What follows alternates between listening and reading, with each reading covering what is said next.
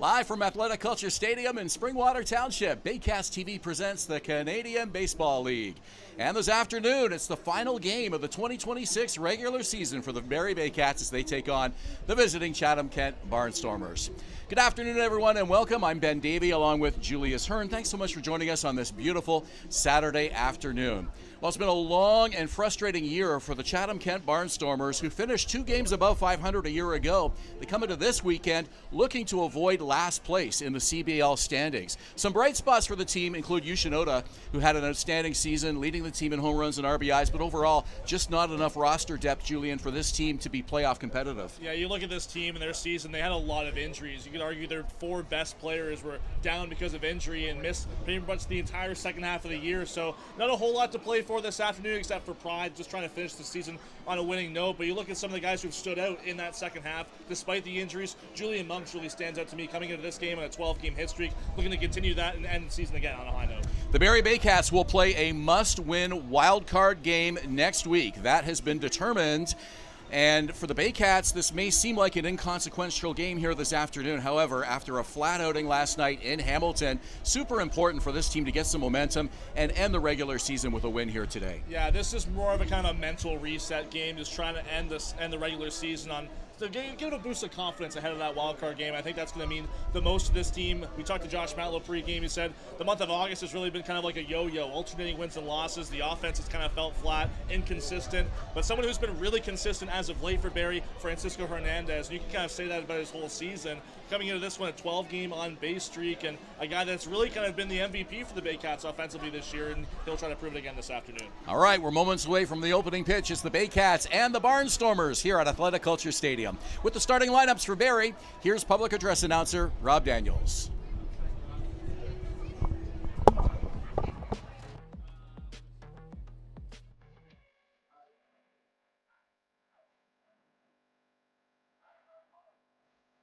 Now, ladies and gentlemen, girls and boys, it's the starting lineup for your Barrie Baycats, managed by Josh Matlow. Your Baycats today will be accompanied by players from the 11U Angus Avengers. Batting first, accompanied by number 6, George Pearson, and number 14, Quinn Moore. Center fielder, number 7, Kenny Ejo. Batting second, accompanied by number 1, Ian Evans. It's the third baseman, number 32, Carson Parker. Batting third, accompanied by number 9, Jacob Rodriguez. The shortstop, number 0, Francisco Hernandez. Batting fourth, accompanied by James Victa, designated hitter, number 27, Ryan Rio. Batting fifth, accompanied by number 10, Anderson O'Leary. First baseman, number 20, Nolan Makebroda. Batting sixth, accompanied by number 11, Grayson Godin. Left fielder, number 21, Wandy Cyprian. Batting seventh, accompanied by Liam Medeiros. Right fielder, number 28, Noah Hull. Batting eighth, accompanied by number 12, Anthony Miller. The catcher, number 29, Christian Puyol Janasar. And batting ninth, accompanied by number 2, Carter McCarthy. It's the second baseman, number 47, Brendan Daly. On the mound this afternoon for your Baycats, accompanied by number 5, Ashton Manassas. Pitcher number 30, Juan Benitez.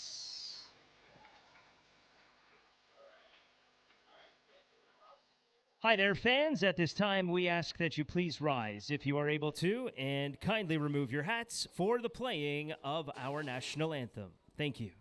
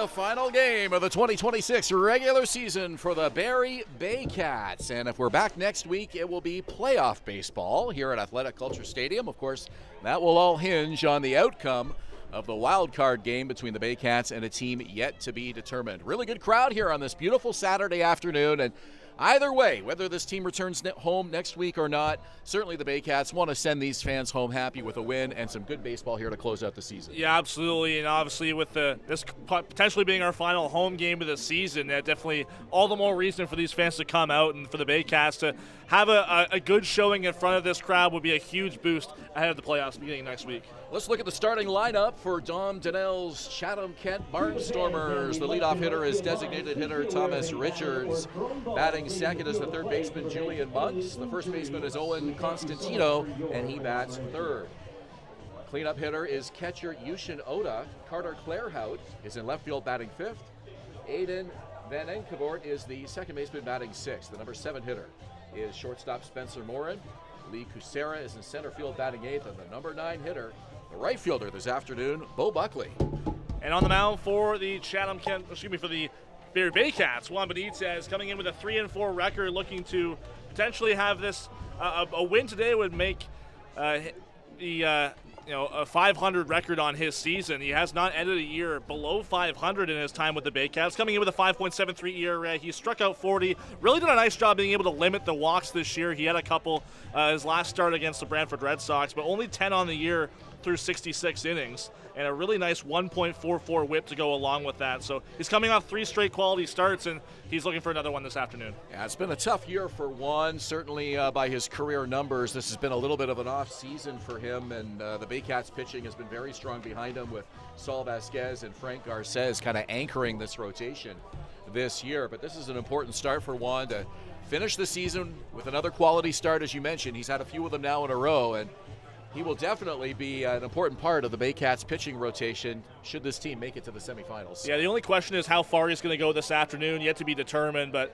he's coming off a season-high 7-inning outing in Brantford, that last outing, as I mentioned. I think for his season, it's really been defined by he's had great outings, but in those outings, the offense hasn't been able to complement that. Remember, he had a 2-1 loss to the Hamilton Cardinals at home earlier this year. It's those kinds of losses that start to add up on a record, as you mentioned, 3-4. This year so far. Home plate umpire this afternoon is Chubba Vay. Jeff Rose at first and Kyle Warner behind the bag at third.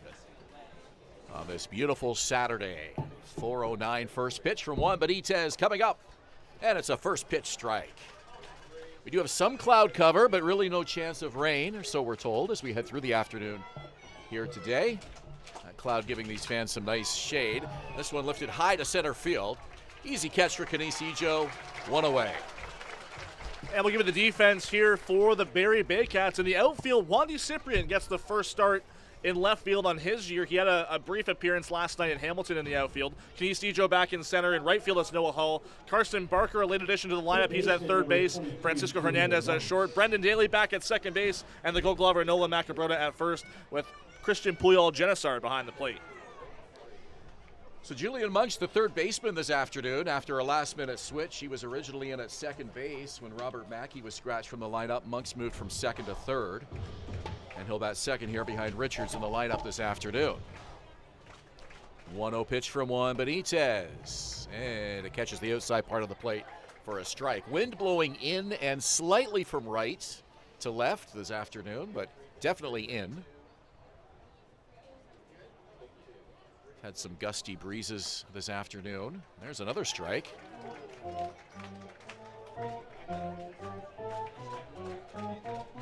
1 ball, 2 strikes. Juan Benitez, the veteran Dominican right-hander, winds and delivers, and that one's low and away. You and I were talking before the game how historically, traditionally, the final game of the regular season in Major League Baseball seems to be a quick game. Yeah. Right across the league, as players maybe are a little anxious to catch those planes and head back home. This one's short-hopped by Nolan Macabrota at first base. He steps on the bag, 2 away here in the top of the first inning. I don't know if that's going to be the case here this afternoon. I don't think we're going to see a long, dragged-out battle between these teams. The game inconsequential as far as the standings go for both of these clubs, but First baseman number Nobody's catching a plane out of here today. No, I think it's kind of up in the air. I'm not sure what I was thinking about before the game and how long I expected this one to be. I think this is the final regular season game period for the Baycats. The Barnstormers will still play tomorrow against Toronto. Might see some swings earlier in at bats. Definite possibility. Maybe some more aggressive hitting at the plate, but then again, is the strategy there to kind of bring up the pitch count, or are you just trying to put something in play? That would be the question for me. And I think for the Baycats, especially offensively, they just need to start putting balls in play, and I'm sure we'll get to that conversation when they get up. But I imagine for the Barnstormers, too, they haven't been so adverse to the strikeouts as the Baycats have this year. Oh, and Constantino swings and misses at a low pitch, 2-1. And even though this game won't dictate the standings or playoff matchups in any way, certainly each team has a lot to play for here. The Baycats want to reverse the memory of last night's flat, disappointing 4-2 loss in Hamilton. Barnstormers want to stay out of last place. This one down the left field line, and it'll land in foul territory. A long run for Wandy Cyprian. Carson Barker, the third baseman, went all the way back for that one, too. That ball looked like it was going to stick around in pretty much the middle of left field, so to speak. But the way the wind is blowing this afternoon, that really took it. And with Wandy Cyprian kind of shifted over for the lefty Constantino, there's no chance he was going to be able to make that play. And I think he can find himself lucky that landed in foul territory. It's pretty strong wind for a late August game. We haven't had too many gusty wind games like this one here today. Throughout the summer this year, at least. So anyone trying to hit for power, if you're a left-handed batter, you might have to put a little bit more extra into it to try and beat the wind. 2-2 coming up here from Juan Benitez. Constantino looks in. Here's the pitch. On the ground, up the middle. Hernandez makes the running throw, and it's in time for the outs. 3 up, 3 down, go the Barnstormers. We played a half an inning. No score here at Athletic Kulture Stadium. Hi, I'm Chrissy Fans from Fort Chrysler and Barrie Chrysler Dodge Jeep Ram. This year, we are the community partners of the Barrie Baycats. Community is near and dear to our hearts here at the dealerships and one of our core values, so we can support local and shop local.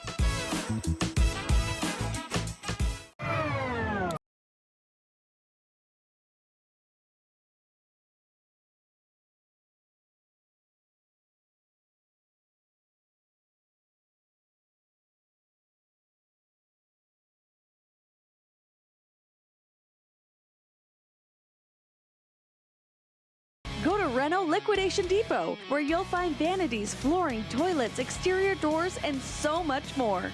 Visit Reno Liquidation Depot today. Danielle May Real Estate, supporting the Barrie Baycats and ready to help with all of your real estate questions. What is your home worth? Should you sell now or wait? Danielle is dedicated to your success. The next time you think real estate, think Danielle May.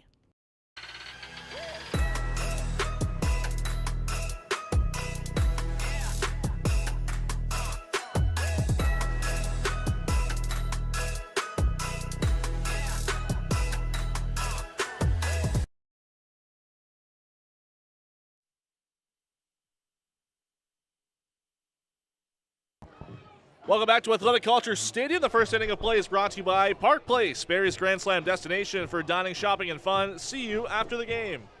He's Julius Hern. I'm Ben Davy. For the final time in the 2026 regular season, we hope it's not the final time this year. We could potentially get a second-round playoff series, a semifinal series. I guess it's the first-round playoff series, but it's the semifinal. Yeah. So it's a much different format this year from a year ago. I guess the one wild card game is technically considered the first round of the playoffs, which 3 teams get to avoid. The Baycats not so fortunate, as they have secured their number 5 seed in the standings, which guarantees them not only the wild card game, but playing it on the road, as Canisijo steps in.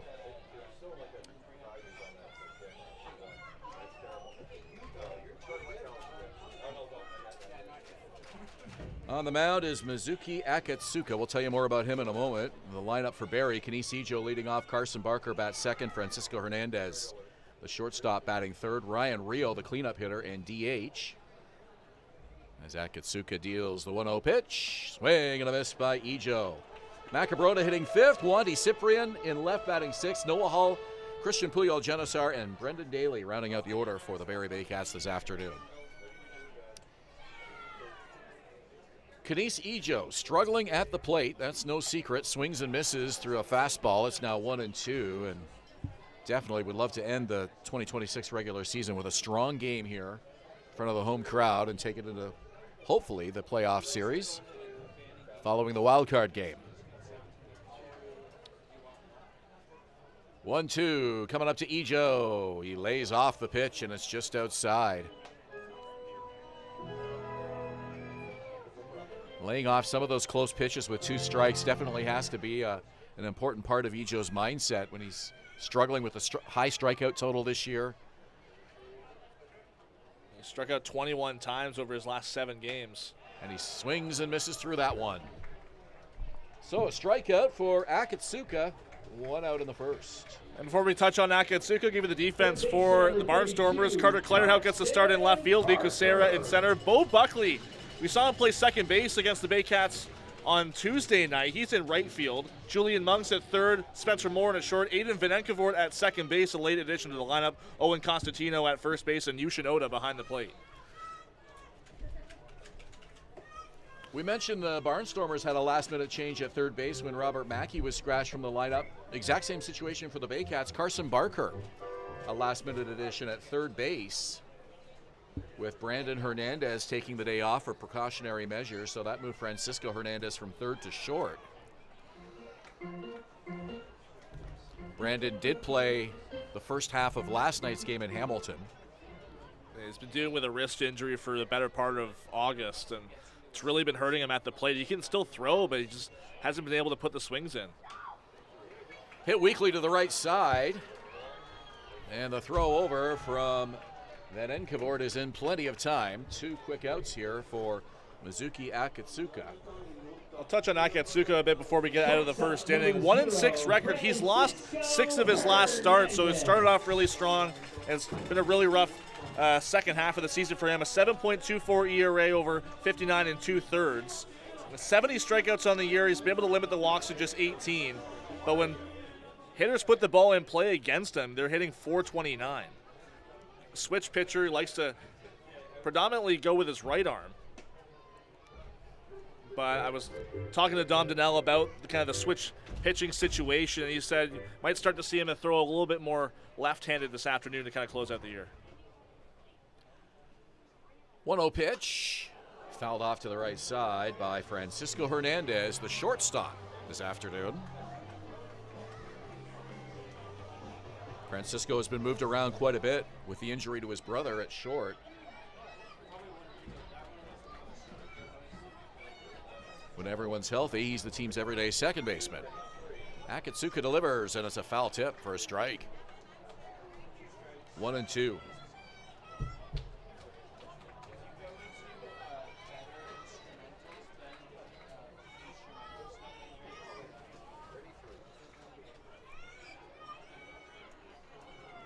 One-two pitch on the way to Francisco Hernandez, and he lifts it high and foul to the right side. Been super consistent this year for the Baycats offensively. There's not a whole lot of players in their roster that you can say that about. 256 on the year and 848 OPS.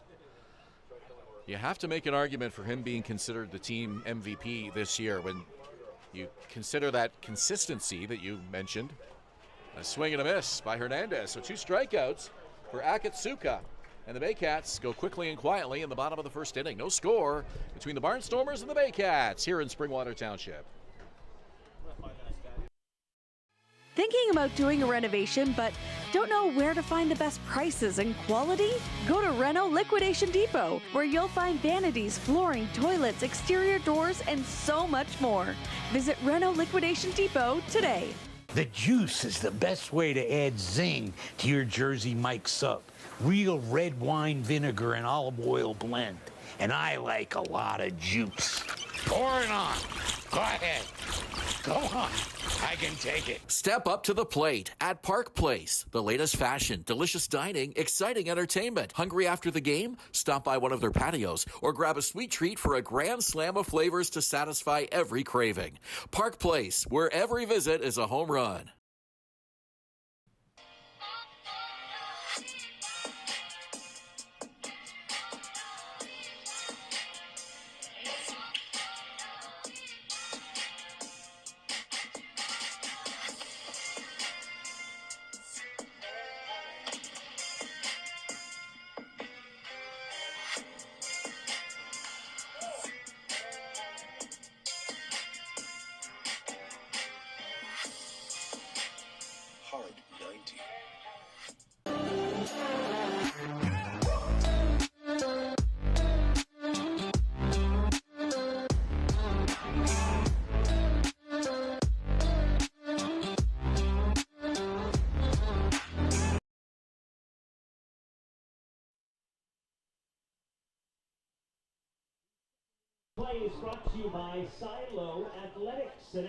Second inning here at Athletic Culture Stadium, Springwater Township. It's the 2026 regular season finale for the Barrie Baycats in front of another beautiful crowd. Standing room only here at the ballpark again today. Juan Benitez dealt a 3 up, 3 down top of the first. He'll face the heart of the order here in the second. Yushinoda, Carter Clairhout, and Aiden Venenkavort. Oda, first pitch swinging, hits it high to left field. It'll hang up there, though. Catch is made by Cyprian for the first out.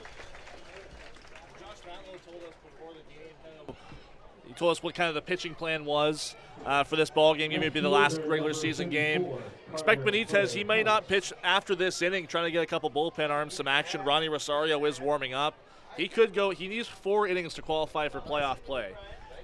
So I think they're going to try and give him as much opportunity as possible after this inning to get that finished. I thought Rosario might get the start today. That was kind of the approach that I thought the skipper might make, but I was kind of surprised to hear manager Josh Matlow run through the names of all the pitchers that he was planning to use today. You would think that this might be a game where he would try to just ride 1 or 2 arms that aren't going to play in the wild card game and save everybody else. Ground ball to second, in time for the out, 2 down. And Brendan Daly made that as close as possible at first base. It was a bang-bang play there with at first base. And I think you talk about pitchers that aren't going to appear in the wild card game on Wednesday. I think that was more the thought for yesterday's game, because I think at this point, after Vasquez pitched, it was Grievous and then Pakala. I don't think you're going to see those 2 games in an ideal situation, or 2 pitchers in an ideal situation on Wednesday night. Laying down a bunt is Venenkavort. The ball picked up. The throw's way offline by Hernandez, and it goes into right field. And a second goes Aiden Venenkavort. First hit of the game for the Barnstormers. Venenkavort, it's only his 5th game of the season, but he's had hits in every game this year. Coming in as a young player mid-season, he really put the pressure on Carson Barker to make the play, and the throw was well wide. Macabrota had to go a long way to retrieve it and couldn't even make a stab at it. So first runner in scoring position for either team this afternoon. So it's a single and E5 on the throw, and here's Spencer Morin. Barnstormers have a runner in scoring position with 2 outs. Morin takes the first pitch low. So the wild card game next week, I'm sure fans are anxious to get more details on that. We don't know who the Baycats will be playing yet. It'll either be likely Guelph or Hamilton, depending on the outcome of their game. As this one's hit into center field, and a leaping grab by the shortstop, Hernandez, to gobble that one up for the 3rd out of the inning. What a catch by Francisco Hernandez at short. The Barnstormers strand a runner. We've played an inning and a half, still scoreless here in Springwater Township. Join Team BKGC. Inside 17,000 square feet of dedicated gymnastic space, athletes of every age and level come together. Whether you're just starting out or building advanced skills, there's a place for you here. BKGC, building confidence, community, and champions since 1965. Visit Alliance Billiards and Sports in the northeast end of Barrie. A fun, friendly family environment offering pool, darts, karaoke, and live entertainment. Enjoy a large variety of delicious food and drinks on the patio. You'll come as a stranger and leave as a friend.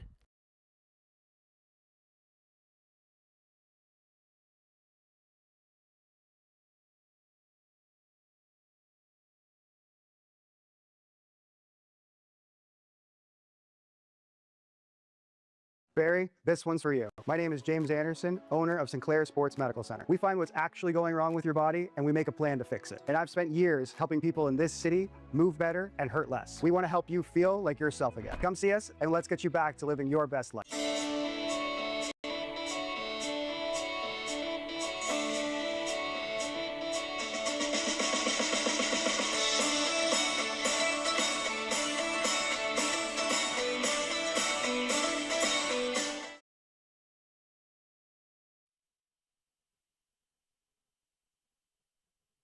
Second inning of play is brought to you by Silo Athletics, the next level indoor facility for baseball and soccer, featuring training programs, camps, and private events. Now open. Book today at siloathletics.ca. Bottom of the second inning, Ryan Rio comes to the plate.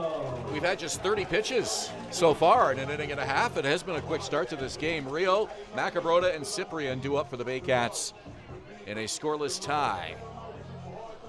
So we're talking about the wild card game next week. It'll either be Tuesday or Wednesday, depending on if it's Guelph or Hamilton. You mentioned that those two teams play later today. That's correct. And the winner of that will avoid the wild card game, basically. Fouled back to the screen. At Guelph, it's their final game of the season, while Hamilton also does play tomorrow against Brantford to end their year. So you can imagine the pressure of that game between Guelph and Hamilton. Basically, it's like winning a playoff round if you win that game tonight. So the loser will have to face the Baycats, but will get to do so at home. Yeah, I believe Hector Jan's pitching for Hamilton. They saved him. They used Owen Boone on Thursday in Welland. So Hector Jan will go in that game. It's kind of been the ace tandem, so to speak, that Hamilton Cardinal pitching staff has been incredible this year between Owen Boone and Hector Jan. Maybe the best 1-2 punch in the CBL. Of course, London has a pretty good 1-2 punch as well. Rio rolls this one in the right field. That's a base hit. Baycats get their first base runner of the afternoon. You looked at Victor Payano and Travis Keys in London, and that's a pretty formidable 1-2 at the top of their rotation as well. And you look at Welland, they've really built their pitching up this year compared to last year, even though they won the championship. They have Pedro De Los Santos coming out of the bullpen really full time, but you'll have guys like Abdil Saldana, Ben Abram, Teodoro Ortega just came off the injured list and started on Thursday, so they're really built for success in the playoffs as well. So no matter, even if the Baycats can get through the semifinals, it's going to be a tough road ahead after that. First pitch strike to Nolan Macabrota. When you look at pitching rosters and you look at these two teams that are on the field here today, it kind of looks like Japan versus the Dominican Republic, doesn't it? Yeah, a little bit, yeah. The Barnstormers with a couple of outstanding Japanese pitching prospects, one of them on the mound here this afternoon, and the Baycats with a formidable Dominican trio at the top of their starting pitching. Yeah, it's in Josh Matlow's time as atop the Baycats, and it's really the imports have really been leaning on Dominican prospects. Now Akatsuka has switched over to the left side here against Nolan Macabrota. That's an interesting point. I did actually get Dom Donnell mentioned that to me, the Barnstormers rancher. He said, while Akatsuka is very much more comfortable as the right side, he said he has to get much more used to pitching to a left-handed batter with a runner on first, and that's exactly the situation you have here. So every time you see this situation, a runner on first base, a left-handed batter at the plate, you're going to see Akatsuka switch over to that left side. 3-1 on the way. Pitch to Macabrota, taking, and that's a strike, full count.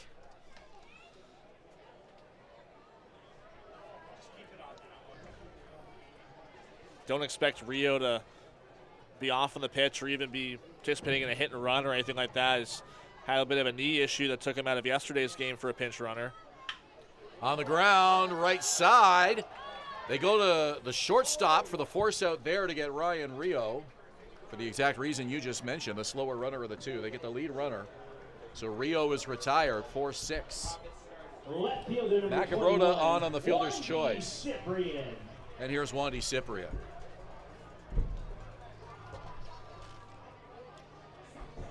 Want to send a shout out to a Baycats fan who's watching from Royal Victoria Hospital this afternoon, Julius. Her name is Tracy Oxman. And Tracy, your friend Sharon, was up here talking to me before the game and wanted me to say hello. This one hit high and deep to left field, and it is gone! Well, there you go, Tracy. A two-run homer for you off the bat of Wandy Cyprian.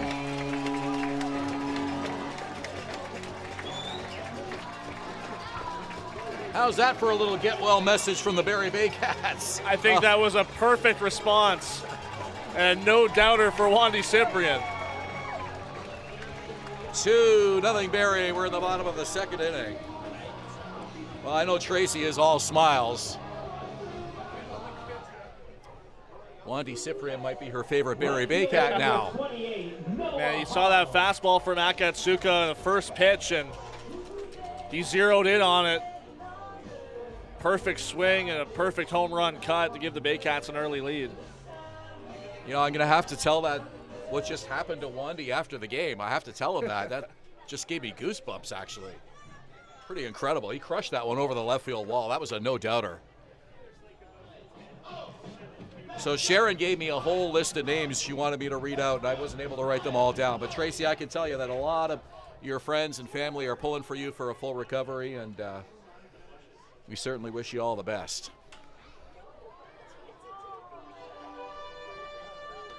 So here's Noah Hull.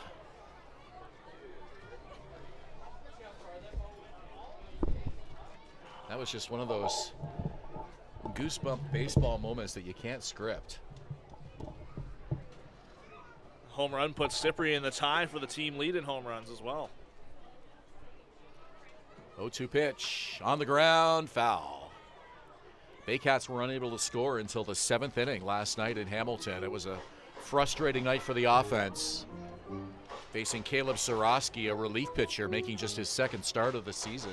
Pitched very well against a Baycat lineup that just looked flat out flat. Yeah, Sorosky didn't allow a hit until Rio let off the 5th inning. Really efficient. 0-2 pitch, swing and a miss by Hull. Another strikeout for Mizuki Akatsuka. That's his 3rd of the ball game. So Cyprian and Francisco Hernandez now tied atop the team lead with 9 home runs on the year. I know Josh Mallow, the Baycats manager, had high expectations of Wandy Cyprian, the way he's, he hasn't had pro experience before this year, but had all the tools and really cemented himself as a star in this lineup all year long. So one of the stats that jumped out at me when I was doing my pregame prep was that Francisco Hernandez has a chance to finish the season leading the team in home runs and steals. And I was racking my brain to try to think of the last Barrie Baycat who led in those 2 statistical categories. And Wandy Cyprian has just tied him with 9, as you mentioned, but that would be quite an accomplishment. It's not a pairing that you see very often, home runs and steals, for a player to lead in both of those categories, but that's the kind of year Francisco Hernandez has had. Absolutely. The only player I could think that would have maybe done it would be Kevin Atkinson. That would have to have been 2013 when he had 25 stolen bases that year for Barrie.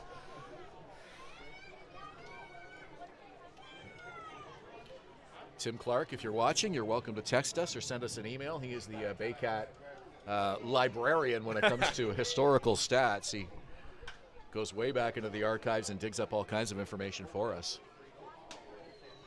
I think you might be right on that name, though, Kevin Atkinson. It's one that we haven't heard in a long time.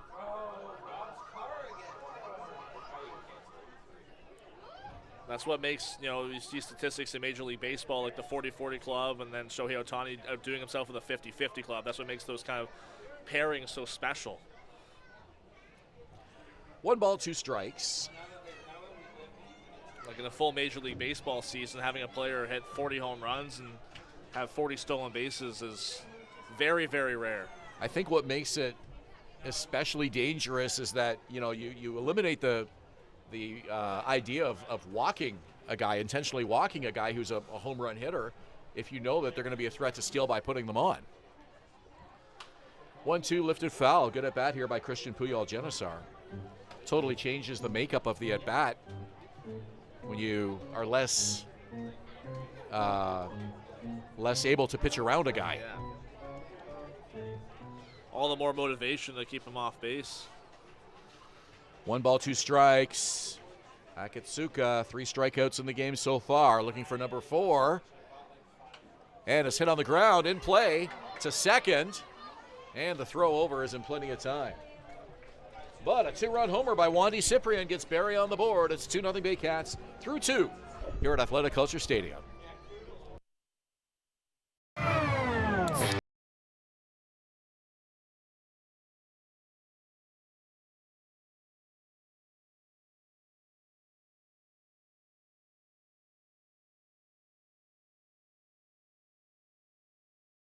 Mike's a sub above? Is it the premium meats and cheeses sliced on the spot and piled high on their in-store baked bread? Or could it be their hot, freshly grilled subs? How about all of the above? Jersey Mike's, a sub above. Hi, I'm Chrissy Franz from 400 Chrysler and Barrie Chrysler Dodge Jeep Ram. This year, we are the community partners of the Barrie Baycats. Community is near and dear to our hearts here at the dealerships and one of our core values, so we can support local and shop local. Join Team BKGC. Inside 17,000 square feet of dedicated gymnastic space, athletes of every age and level come together. Whether you're just starting out or building advanced skills, there's a place for you here. BKGC, building confidence, community, and champions since 1965. Step up to the plate at Park Place. The latest fashion, delicious dining, exciting entertainment. Hungry after the game? Stop by one of their patios or grab a sweet treat for a grand slam of flavors to satisfy every craving. Park Place, where every visit is a home run.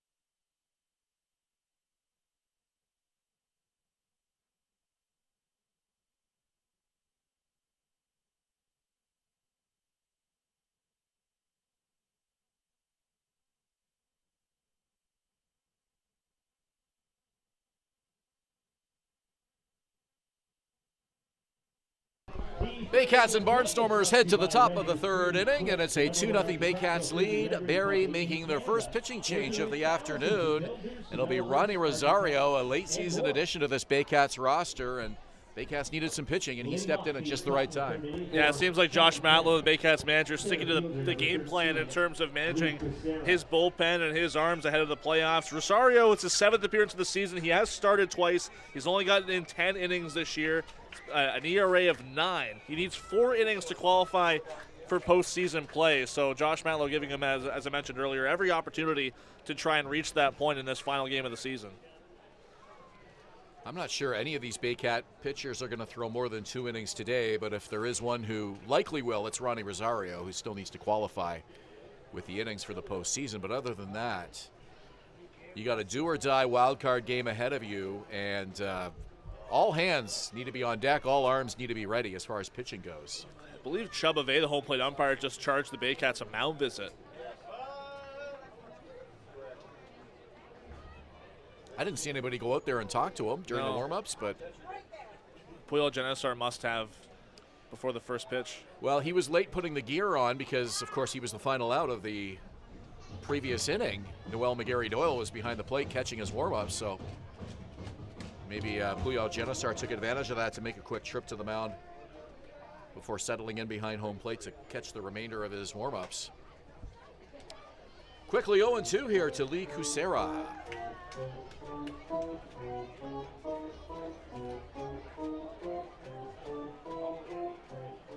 One would assume that Frank Garces would be the starter in that wild card game next week for the Baycats, and then after him, you use whoever you need. Here's Hernandez with a throw, and it's in time for the out.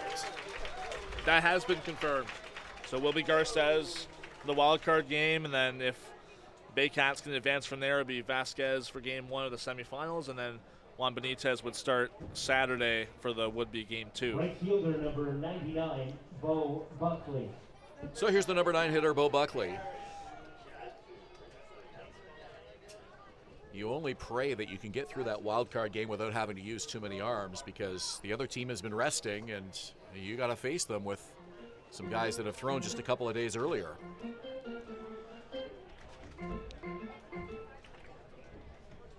There's parts of the management of the pitching staff that gets easier in the playoffs, and part of it that gets much more difficult.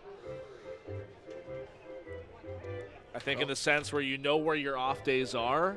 If you're having a deep run, it's a bit easier to manage your starters, but the bullpen is a whole other animal. The top 3 teams are going to get a nice rest This one hit to third. Barker with a long throw, not in time. Bo Buckley turned on the afterburners, and he gets to first base safely in time. And he was hustling right out of the box. Buckley, usually we see him on the mound as a pitcher. He's played the last few games for the Barnstormers as a position player, and that's his fourth hit. He's still now hitting an even 500 on the year. It was a long throw for Barker, and I think maybe he thought he had more time than he did. He wanted to make sure the throw was accurate, and it was, but Buckley was able to beat it out. Yeah, Barker taking just a tad bit too much time to make that play. So for the top three teams, they're going to get, 5 days off, most of them, heading into game one of their series. Whoever wins the 4 versus 5 game is going to be coming into that on some pretty short rest. There's a throw, and back head first is Buckley. Well, given Buckley's speed that we just saw there to beat out that throw, definitely a threat to steal.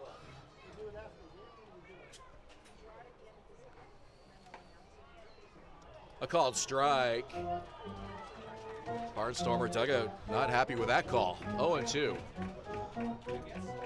Buckley does not have a stolen base in his CBL career. But he's only been on base now 6 times. Or 5 times, pardon me.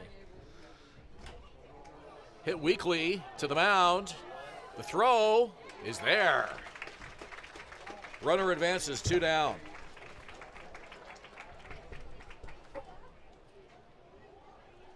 Looked like one of those plays where, as a pitcher, your throwing mechanics change so much as an infielder. You come off of throwing a pitch and you have to play defense right away, and that throw very nearly got away from Rosario. Obviously, Nacabrota having to go from the inside of the bag to the outside of the bag to make that play. It's amazing how many pitchers struggle with that simple throw over to first base. Rosario was able to execute it cleanly, and there's 2 down now for Julian Monks, the number 2 hitter. Monks is 0 for 1. So the runner at second is Buckley, 2 down here in the 3rd. Barnstormers looking to get on the board.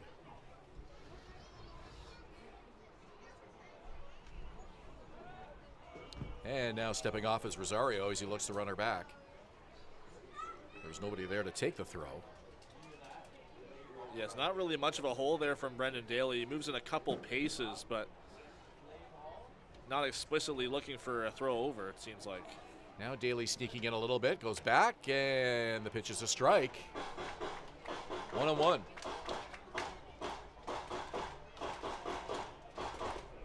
Barnstormers with a very lively dugout this afternoon, and you might think, well, they just are finishing out the regular season here, nothing really to play for, but they want to win these last 2 games and try to stay out of last place in the standings. They have a chance to do so. They play Toronto tomorrow. Currently come in 1 game behind the Leafs, the number 9 spot.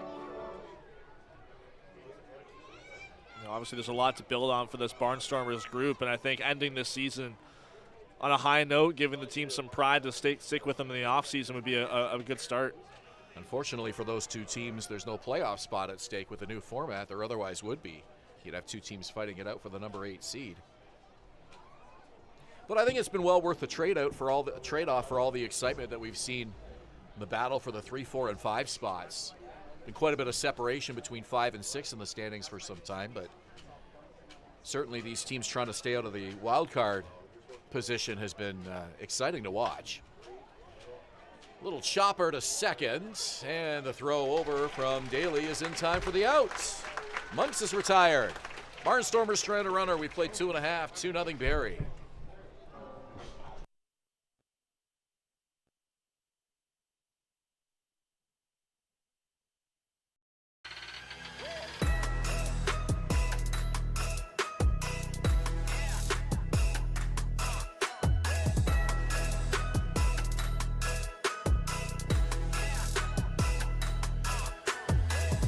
Hi, I'm Chrissy Fans from 400 Chrysler and Barrie Chrysler Dodge Jeep Ram. This year, we are the community partners of the Barrie Baycats. Community is near and dear to our hearts here at the dealerships and one of our core values, so we can support local and shop local.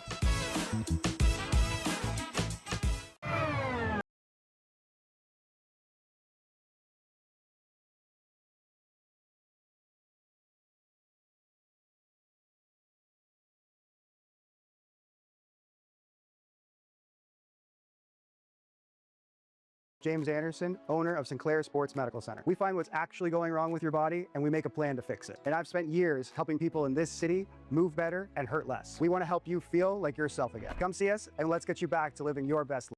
Danielle May Real Estate, supporting the Barrie Baycats and ready to help with all of your real estate questions. What is your home worth? Should you sell now or wait? Danielle is dedicated to your success. The next time you think real estate, think Danielle May.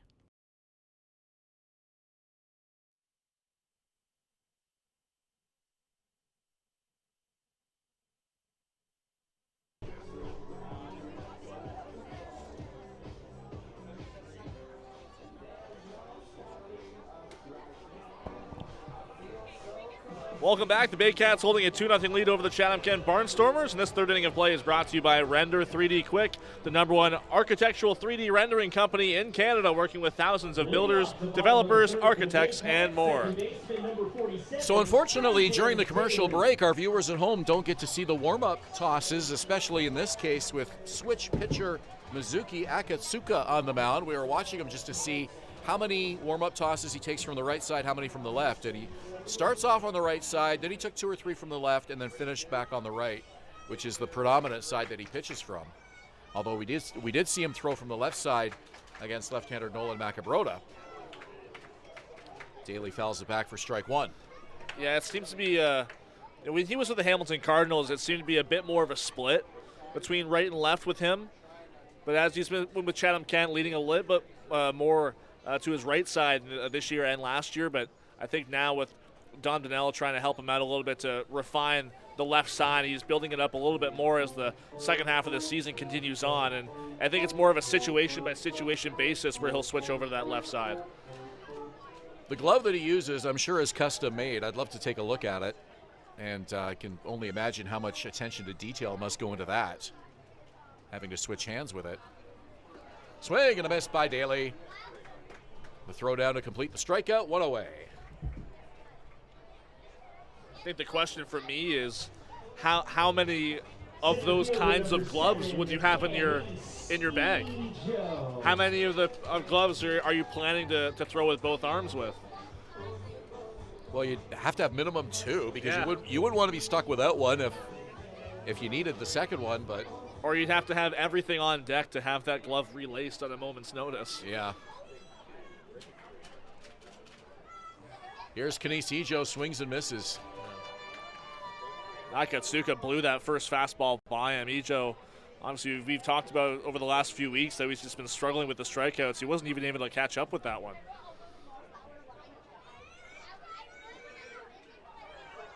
A 1 pitch, swings and misses.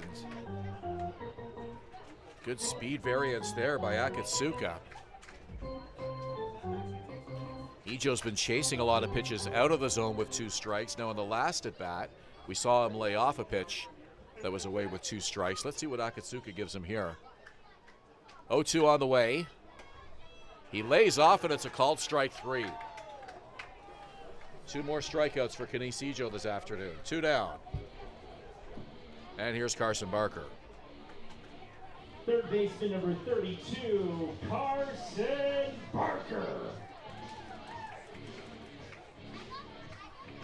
You have to wonder what it's going to take for a player like Kanisijo to get out of a slump when you know the skill level that he has, you know the athleticism, you know that's the production that he's capable of, but for whatever reason, just in a funk here in the second half that is the likes of which we haven't seen in a long time. It's been really, really weird. Like every season obviously has its peaks and valleys, but Ijo's peak of this season came so early on, and then just from there it's been down every game. You know, the strikeout numbers keep growing. He hasn't been able to really sprinkle any hits in there despite the high strikeout totals. So there's been a couple games where he has been unlucky in terms of having a couple hard hit balls just go right to defenders and not fall for him. But the second half of the year is just, it seems that he's been falling behind very, very often. And yet he was the team leader in RBIs coming into the game today, so that gives you an idea what a strong first half he had. They appealed to third, and they say that Barker did not go. I think if you tracked his OPS over the course of this season, it would make a very interesting line graph. because at the peak of his powers earlier this year, that OPS was above 1,200. Now it's threatening to fall below 700 by the end of today. Swing and a miss by Barker as he chases one low and in. 3 strikeouts for Akatsuka in the third. We go to the top of the 4th inning. Barrie up by 2 here at Athletic Culture Stadium.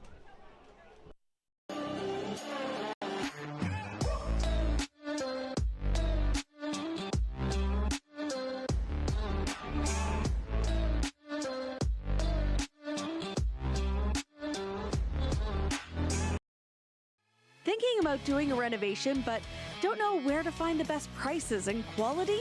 Go to Reno Liquidation Depot, where you'll find vanities, flooring, toilets, exterior doors, and so much more. Visit Reno Liquidation Depot today. The juice is the best way to add zing to your Jersey Mike sub. Real red wine vinegar and olive oil blend. And I like a lot of juice. Pour it on. Go ahead. Go on. I can take it. Step up to the plate at Park Place. The latest fashion, delicious dining, exciting entertainment. Hungry after the game? Stop by one of their patios or grab a sweet treat for a grand slam of flavors to satisfy every craving. Park Place, where every visit is a home run.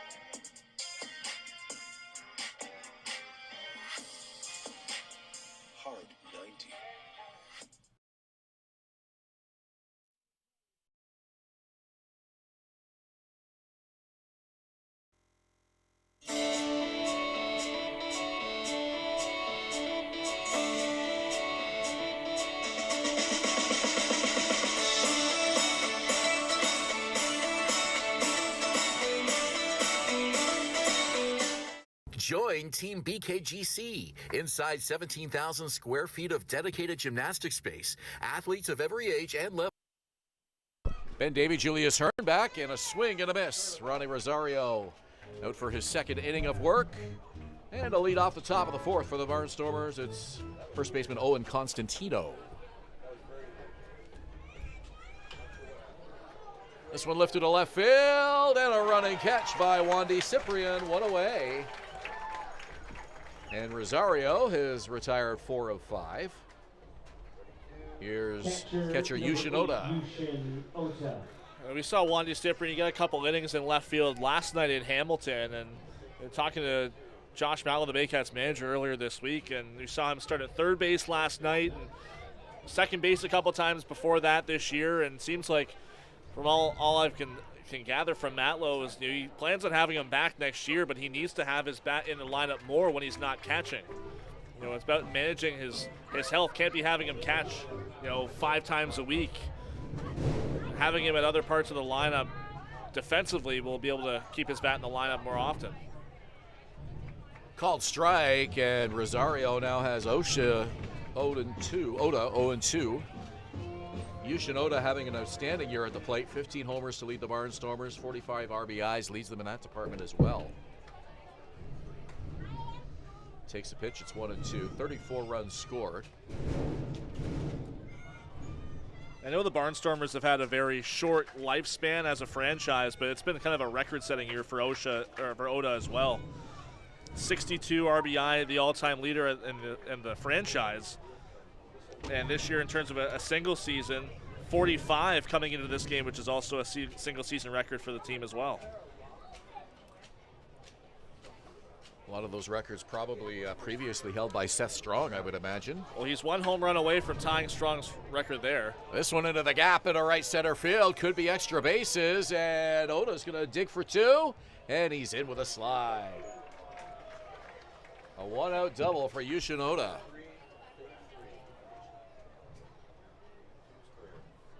Here comes Carter Clairhout with 1 away. I think when you're talking about someone who might be, the selection for the all CBL first team. I think when you took a look at the catcher position, I think Yushin Oda has really staked his claim as potentially being that first choice and the end of season awards in that category. So a runner at second with one out here on the top of the fourth inning. Barnstormers a disappointing 14-32 this year. After going 22-20 a year ago, they were 20-22 in their inaugural season,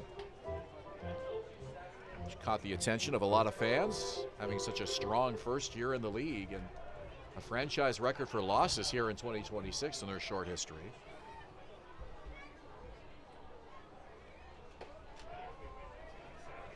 Just inside. I just mentioned there Seth Strong having had such a strong start to his Barnstormer career a couple of years ago as the MVP in this league. Well, Oda, as I mentioned, took away the RBI record from him. He took away the all-time home run record away from him as well, although it's only a 3-year stint. That one got away from Rosario, and the count is 2-1. And the sun has disappeared here at the ballpark. We suddenly have an overcast Saturday afternoon. And the wind has shifted slightly as well. It was from right to left earlier. Now it's from left to right. Still blowing in, though. Foul back.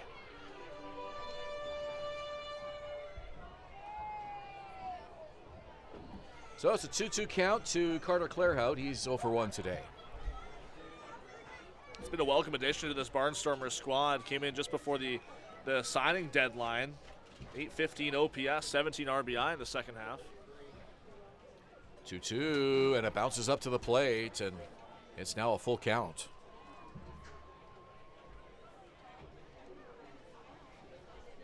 Barnstormers 1-4 versus the Baycats this year. They won 3-2 here in Barrie, their first matchup May 30th, and then lost the next 4. Baycats put up double-digit run totals in 3 of those 4 wins. Yeah, one of those coming on Tuesday.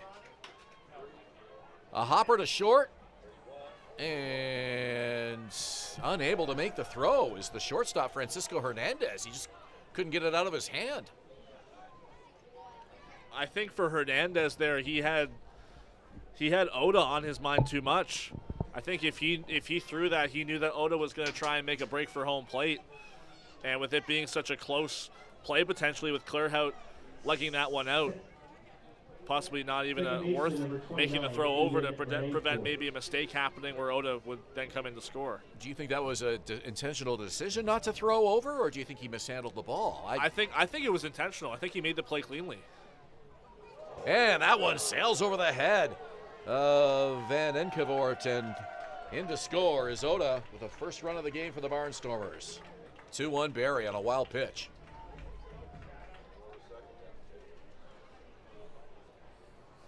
Clairhout to second. Rosario needs to be careful now not to let this inning get away from him. That fastball really got away from him early and just released it far too early in his delivery. And I think Van Enkevoort might be lucky that he was able to escape danger. Well, if it hit him, the run wouldn't score, so worked out good for the Barnstormers. There's a called strike to him. So Ronnie Rosario comes into the game with a 2-0 lead, and the Barnstormers are a base hit away from erasing that. Runner in scoring position, 1 out. We're in the 4th.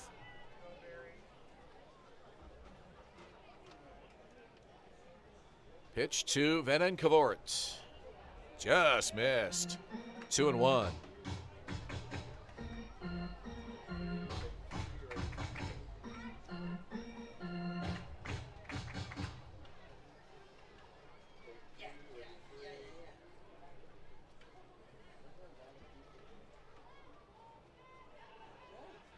Spencer Morin is on deck, 1 out in the inning. Here's the pitch, and that's in the dirt and outside.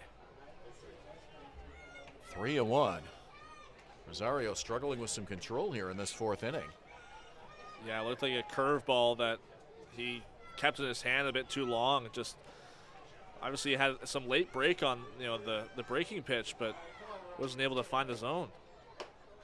And he misses on the 3-1. First base was open anyways. Does set up the double play possibility. Here's Spencer Morin, though, with one away. You gotta wonder, there's been a lot of conversation with him and Christian Puyallup-Genesar, and now we see a mound visit here from Andrew White. I'm not sure how much of this is maybe him getting crossed up with Christian Puyallup-Genesar as catcher, but I think in his mind he really needs this mound visit to try and settle him down. So a conference on the mound, and as we mentioned, they want to get Rosario his innings to get him playoff qualified here today, but they also want to make sure that they can hang on to this lead and ultimately win this ball game. So these are important innings here.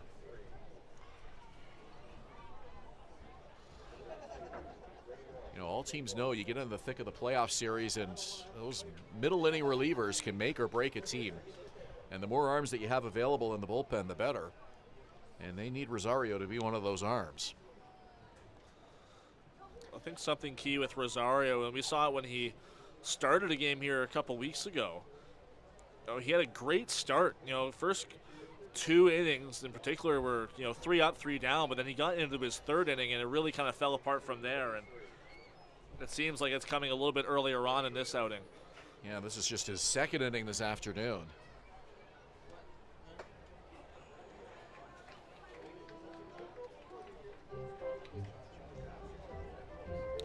Oh, first pitch strike to Spencer Morin. Morin is 0 for 1 this afternoon. Yeah, Morin got fooled on that first pitch fastball. Tried to hold up his swing, but went around. Baycat bullpen quiet right now, and breaking ball gets over the plate for a strike. 0-2. I think the leash is a little bit longer here for Rosario, given there's not a whole lot of circumstance for the game for the Baycats' perspective, aside from just trying to get him qualified. But obviously, if he's giving up, loads and loads of runs, I don't think Josh Matlow will hesitate to pull the plug. Certainly you want to end the regular season on a win, but I guess getting Rosario his innings would be a secondary goal of the game here this afternoon, as you mentioned. 1 ball, 2 strikes, 1 out. Runner at second is Claerhout. Runner at first is Van Enkenbort. Here's the pitch. Fouled away. Over the Barnstormer bus to the left side. And the count holds at 1-2. Looks like Braden Pakula is starting to get a little bit loose and stretched out in that Baycat bullpen, but not throwing. I think Baycat's coaching staff will be a little bit more vigilant to get him up and throwing. Boris Vachurka is here, walking towards the clubhouse right now. And the runners are going to advance on a ball that gets lost in the dirt. Yeah, that was a wild pitch. Also looked like he got a piece of Chuba Bay, the home plate umpire, and they might need James Anderson, the team trainer, to help him out.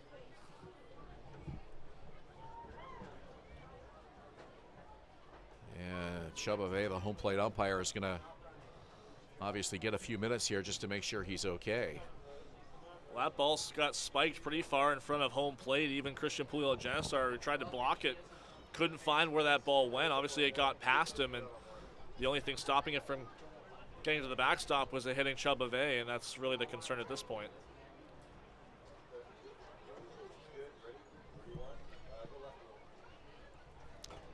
So the umpiring crew, Jeff Rose, Kyle Warner, in to chat with Chuba, and he'll take a few moments here just to hopefully be okay. James Anderson, the former Baycats player.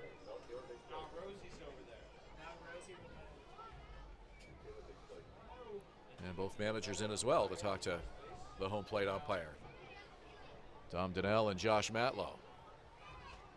The count is 2-2 to Spencer Morin with 1 out here in the 4th.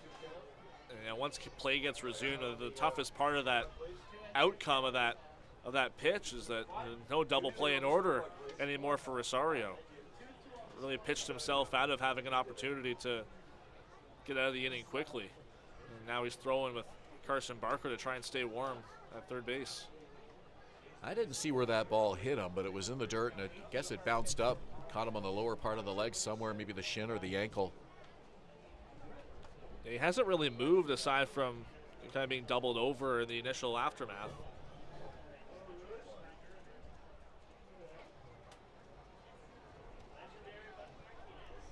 Well, looks like he's going to stay in the game. They're just going to give him a couple of minutes. And a nice hand here from the fans at Athletic Culture Stadium. It's always good to be nice to the home plate umpire because you might need some calls to go your way later on, right?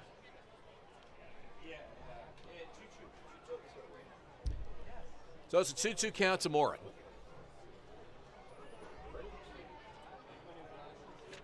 You know, suddenly got really dark here at the ballpark, and the stadium lights aren't on. I'm not sure if that might end up becoming a concern at some point.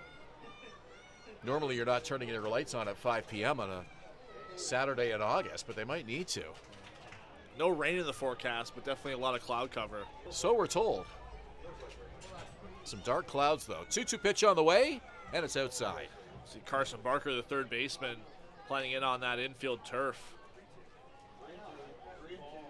I think at some point they're going to have to turn those lights on, and they do take a while to fully illuminate. Really dark to right field right now. 3-2. Called strike three. Big strikeout for Ronnie Rosario, 2 away.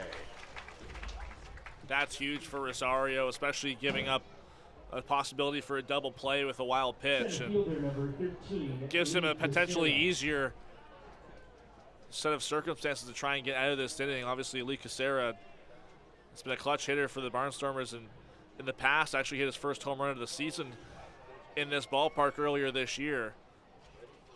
So not necessarily an easy out, but you can take the pressure off your defense a little bit. They're going to pitch to him here.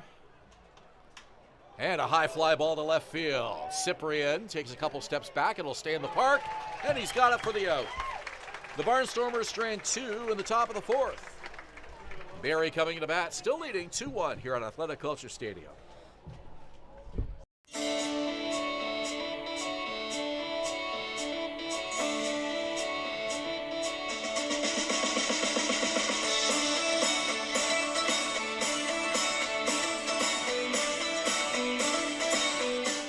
Join Team BKGC. Inside 17,000 square feet of dedicated gymnastic space, athletes of every age and level come together.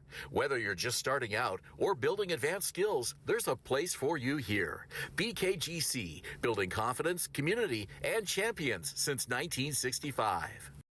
Visit Alliance Billiards and Sports in the northeast end of Barrie. A fun, friendly family environment offering pool, darts, karaoke, and live entertainment. Enjoy a large variety of delicious food and drinks on the patio. You'll come as a stranger and leave as a friend.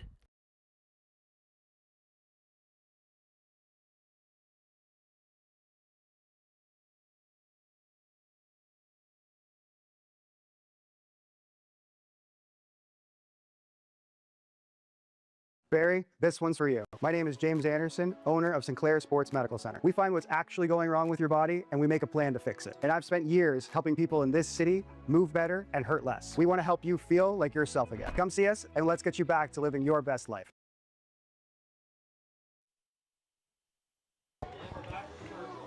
Welcome back. It's the bottom of the 4th inning, and it's brought to you by Leahona Mortgage Investment Corporation, delivering targeted investment returns of 6 to 8% with a 1-year maturity. Learn more at leahonamic.ca. Mizuki Akatsuka struck out the side in the bottom of the 3rd. He'll face Francisco Hernandez, Ryan Rio, and Nolan Macabrota here in the 4th. Nice contingent of Barnstormers fans seated on the 3rd base side, making the trip up the 401 to enjoy the afternoon of baseball here this afternoon. And they've been making some noise throughout the game. Final road trip of the year for this team. And that pitch did miss by much. It's always nice to see that many road fans in this ballpark, considering the distance, via road between these two teams. Baycats usually opt to have all their road games against Chatham-Kent in a one weekend series. Obviously on Tuesday night having to resume a game from that June series, but Chatham-Kent has always been able to bring it out here on individual nights or Saturday afternoons like this. I got to see a game at Fergie Jenkins Field a couple of years ago, and boy, it was a treat seeing a game in that ballpark. Ground ball to short, and the throw over from Spencer Moore and in time for the out. Real fun place to watch baseball, and obviously a lot of history there, and a nice ballpark too. Got to get there early because those fans show up early. It's actually the only ballpark I haven't been to yet in the league. I've missed both opportunities before this year and as well as this year to travel with the team and take in those games. So maybe next year we'll see. One thing I noticed when I was there, and this was a couple years ago, I'm not sure if that's still the case, I assume it is, but the season ticket holders actually have their names right on their seats. Yeah, so I think you can see that sometimes on their broadcast as well. That's a really nice touch. You get your reserved spot for the season. A lot of fans like that. I know Welland has that for a few of their season ticket holders because they have some of the bucket seating around the home plate area as well. Ryan Rio is 1 for 1 today. Fouls that one off, strike 2. Singled in the second and was erased on a fielder's choice off the bat of Nolan Macabrota.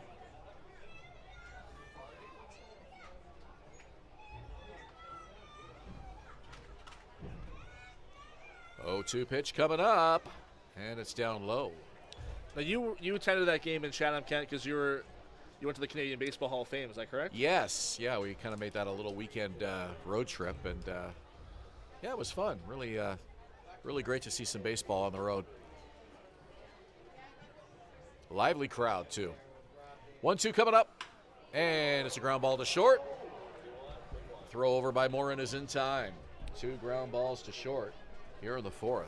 Now I've always thought that maybe this league should maybe take advantage of the Canadian Baseball Hall of Fame a little bit more. It's in St. Mary's. There's a couple other teams that surround that site, like the Majors, obviously the Barnstormers. It'd be really cool if they did some kind of mid-season event there, whether it's the All-Star game or have a standalone neutral site game at the field there. I think that would be a really cool standalone flagpole event for the league. Yeah, I'm sure the idea of the All-Star game there, I'm sure it's been talked about or suggested by someone somewhere because that's just such a logical idea. There were a lot of IBL fans there, I can tell you, because we saw a lot of fans wearing hats from different teams from around the league. So it's certainly on the radar of fans in this league. I haven't been to the hall in years and years. I went once when I was really young and had a great time, and I haven't been there in at least probably 10 years at this point. And Fergie Jenkins himself often goes to these induction ceremonies. Another ground ball to short, and Morin tried to backhand that one. It took a weird hop off of him, and that'll be an infield hit for Nolan Macabrota.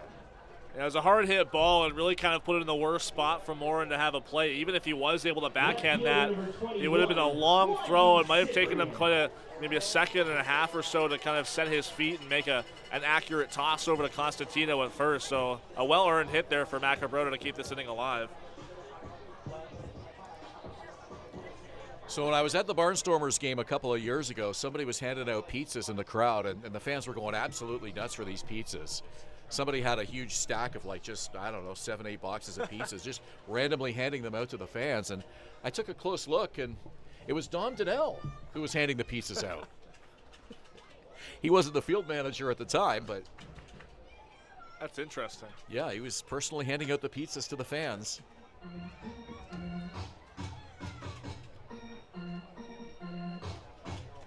One ball, one strike. Wandy Cyprian got this crowd fired up with a 2-run homer in the second.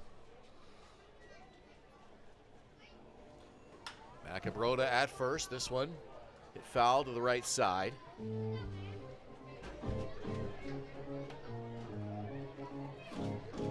It's interesting. We mentioned how earlier it was Cyprian's 9th home run of the season.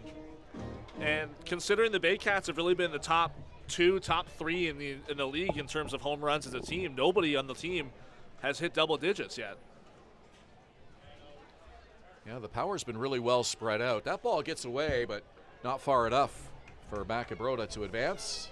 Oda right on it. And now the sun coming back out again.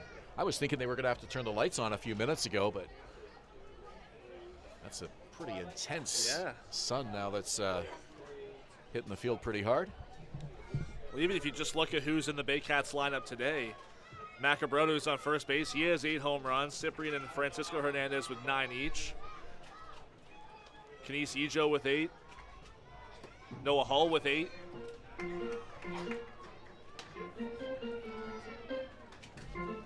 Yeah, it feels like those high home run games come on the big offense nights, and there have been a lot of those nights where the Baycats put up double-digit run totals, and then other nights like last night in Hamilton where they go 6-7 innings without scoring at all. And it's been sort of a Jekyll and Hyde offense this year for the Barrie Baycats. Runner goes, and it's lifted high down the right field line, and it's just out of the reach. I think that was the second baseman who went all the way back for it, Aiden Van Enkevoort.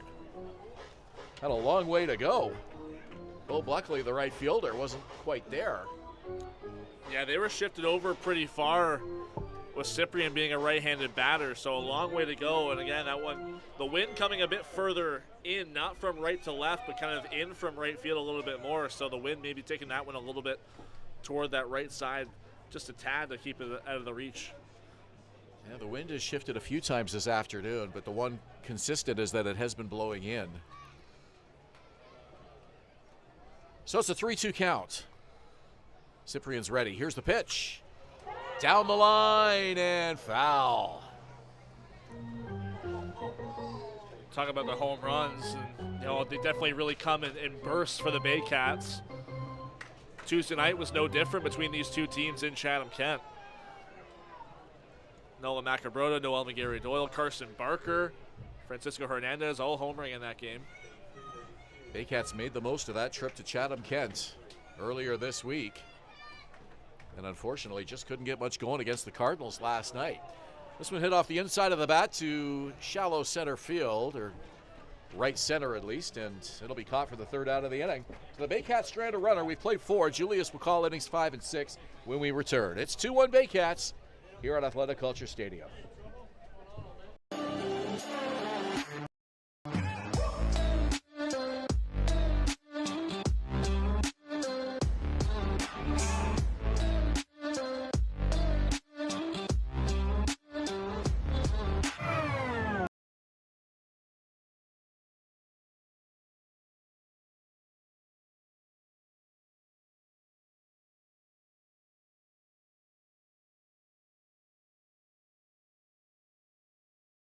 Mike's is sub above. Is it the premium meats and cheeses sliced on the spot and piled high on their in-store baked bread? Or could it be their hot, freshly grilled subs?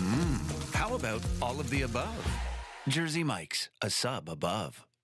Visit Alliance Billiards and Sports in the northeast end of Barrie. A fun, friendly family environment offering pool, darts, karaoke, and live entertainment. Enjoy a large variety of delicious food and drinks on the patio. You'll come as a stranger and leave as a friend. Thinking about doing a renovation but don't know where to find the best prices and quality? Go to Reno Liquidation Depot, where you'll find vanities, flooring, toilets, exterior doors, and so much more. Visit Reno Liquidation Depot today.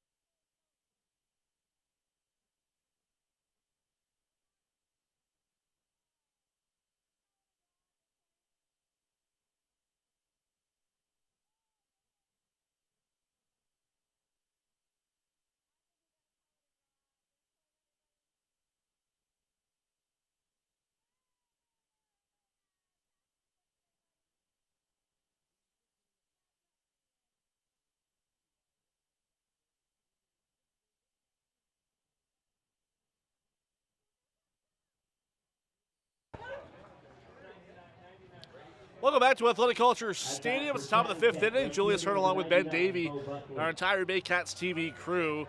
It'll be Bo Buckley, the right fielder, will lead things off for Chatham-Kent. Ronnie Rosario continuing his outing in relief. First pitch on the ground to short. Francisco Hernandez waits on it. A throw on the first is just in time to beat the speedy Buckley for out number 1.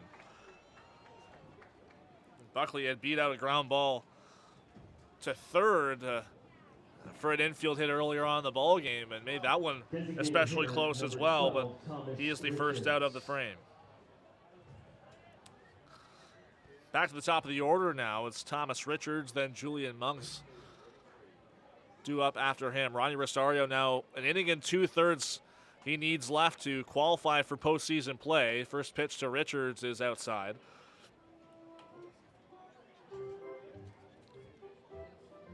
For just joining us, the Baycats getting on the board early, a 2-run home run by Wandy Cyprian and holding the lead despite, as that one's hit on the ground, backhanded there by Brendan Daly. The throw to first is in time. Chatham-Kent getting on the board on a wild pitch last inning with Oda scoring. And it seems like here Rosario has really bounced back from that tough inning. He actually had to strand 2 runners in the 4th inning to continue his outing. Nobody throwing in the Barrie bullpen as of yet. As now Julian Monks will step in, looking to continue a 12-game hit streak. 0 for 2 so far this afternoon. First pitch hits him. Veered a little bit too far inside Rosario's fastball, and a 2-out base runner now for the Barnstormers. So they'll give Owen Constantino an opportunity to add on and take advantage of the late base runner.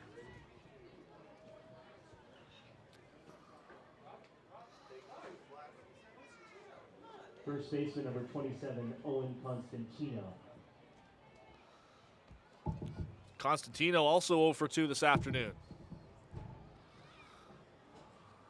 Monks the lead at first. Rosario doesn't pay much attention to him. The first pitch just misses low on the fastball. Monks has 4 stolen bases on the year. Represents the tying run here in the top of the 5th. 2 out. 1-0 from Rosario. Inside, but gets a part of the plate for strike 1.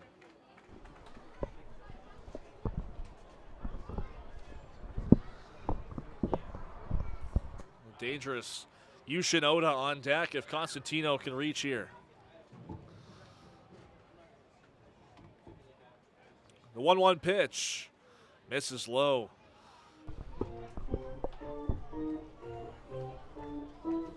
Rosario trying to get back into a groove. 2 really quick outs in this inning and then plunks Monks on the first pitch. 2-1.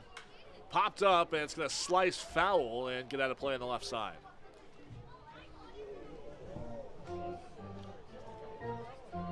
Well, you mentioned Oda on deck. Definitely not a guy you want to face with base runners on. 2 out in the inning, so this at bat very important for Rosario to try to escape this inning unscathed. 2-2. Monks leads at first. Here's the pitch. It's in the dirt, blocked by Puyol Genesar, and Monks will not test his arm. He sticks around at first. Rosario's had some trouble with these 2-strike counts this afternoon. It'd be nice to see him go right after some of these hitters and finish them off, much like we've seen Akatsuka do for the Barnstormers today. This is Rosario's 3rd inning of work.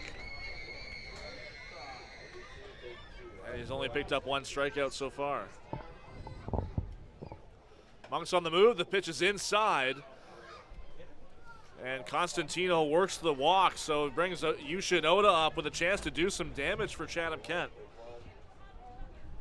15 homers to lead the Barnstormers, 45 RBIs. That leads them in that department as well. And this is going to be Rosario's biggest test of the afternoon. He doubled and scored off him last inning, and the potential to do some serious damage here in the 5th.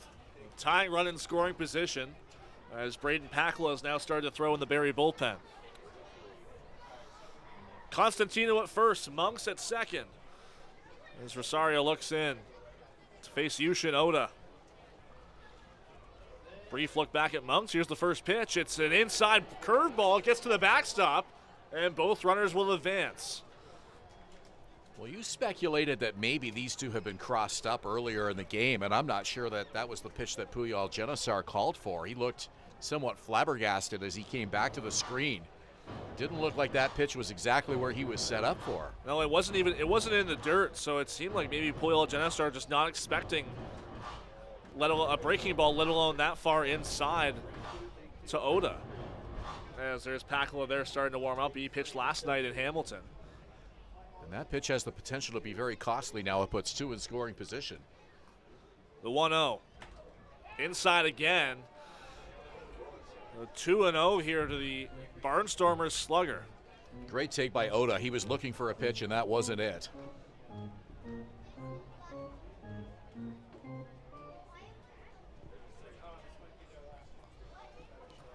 2-0 from Rosario on the way. It's inside again.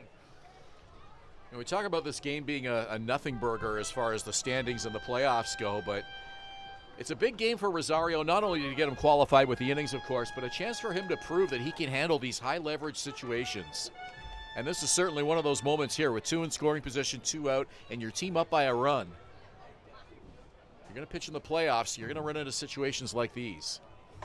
And he finally gets one across against Oda, 3-1 now. I think it's more about building the confidence. This is his first professional opportunity as a pitcher in baseball, and trying to prove to Josh Matlow that he belongs in this league and can manage big hitters here like Oda. Here's the 3-1. It's popped up and fouled. Count is full. Well, Rosario could end the threat here with 1 pitch, 3-2, 2 outs. First base is open too, but Carter Clairhout is on deck. Well, given his struggles with the off-speed pitches, I would imagine Rosario going fastball here. 3-2. Line drive into right field. That's a base hit. Monk's coming in to score. Right behind him is Constantino. And the Barnstormers have taken the lead as Oda capitalizes with 2 out. Well, it was indeed a fastball, and Oda guessed correctly. He was waiting for that pitch and saw it all the way. And the Chatham-Kent Barnstormers have their first lead of the afternoon. Big hit from this team's RBI leader. Adds 2 more to his total. 3-2 now for Chatham-Kent here in the top of the 5th inning. They've scored in each of the last 2. And now Carter Clairhout will step in, looking for his second hit of the ball game. First pitch, catches the zone, strike 1. Well, Rosario came into this game with a 2-0 lead, and he's let the Barnstormers flip that now to a 3-2 Chatham-Kent lead, and this is not the way that you wanted your outing to go here this afternoon. Oda the lead at first, has 1 stolen base on the year. The 0-1 pitch. Misses, looked like that was just a bit outside. So the count even at 1. It's amazing how quickly an inning can turn after getting 2 quick outs. A hit batter, and then everything changes. The walk, 2 RBI single by Oda. Suddenly your team's no longer in the lead. 1-1 pitch. That one skied out to left center field. Going back is Wandy Cyprian. Backtracks, and he makes the catch to end the frame, but not before the Barnstormers get a huge hit off the bat of their star catcher, Yushin Oda. Gives Chatham-Kent a 3-2 lead with an RBI single. We head to the bottom of the 5th inning. Baycats have some work to do, down 3-2. Danielle May Real Estate, supporting the Barrie Baycats and ready to help with all of your real estate questions. What is your home worth? Should you sell now or wait? Danielle is dedicated to your success. The next time you think real estate, think Danielle May.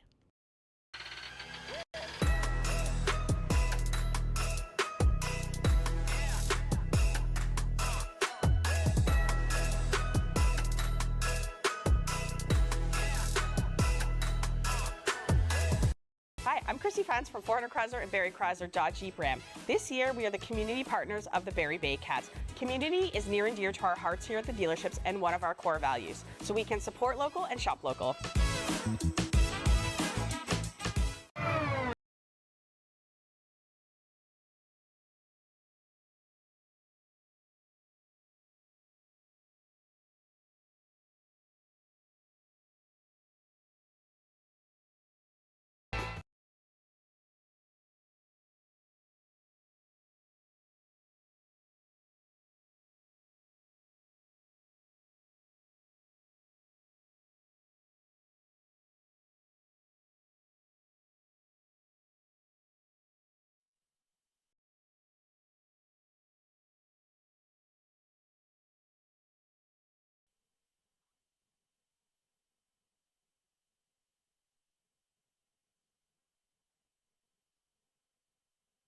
To the bottom of the 5th inning, it's brought to you by One-Eyed Jack Barrie. Bring your same-day Baycats tickets before or after the game and get 10% off your bill. He's been Davy. I'm Julius Hern. The Baycats seeing themselves trailing for the first time this afternoon. It's a 3-2 lead for the visiting Chatham-Kent Barnstormers. The Baycats will look to answer with their bottom third of their order. Noah Hall will lead things off against Mizuki Akatsuka, who has found some comfortability in the last couple innings. He's only allowed one base runner over his last 9 batters faced. That was since that 2-run home run by Wandy Cyprian gave Barrie an initial lead. First pitch to Hall is inside. It's 1-0. Another great crowd here this afternoon, and I was talking to one of the gatekeepers prior to the game who told me that he thinks that this is the biggest crowd that we've had so far this season. The 2026 regular season finale, pretty much standing room only. 1-0 on the ground, right side. Constantino will take it to the bag himself for a quick first out for Chatham, and I think this definitely does have a case to be the best crowd of the season. I think the bleachers look very full across the board.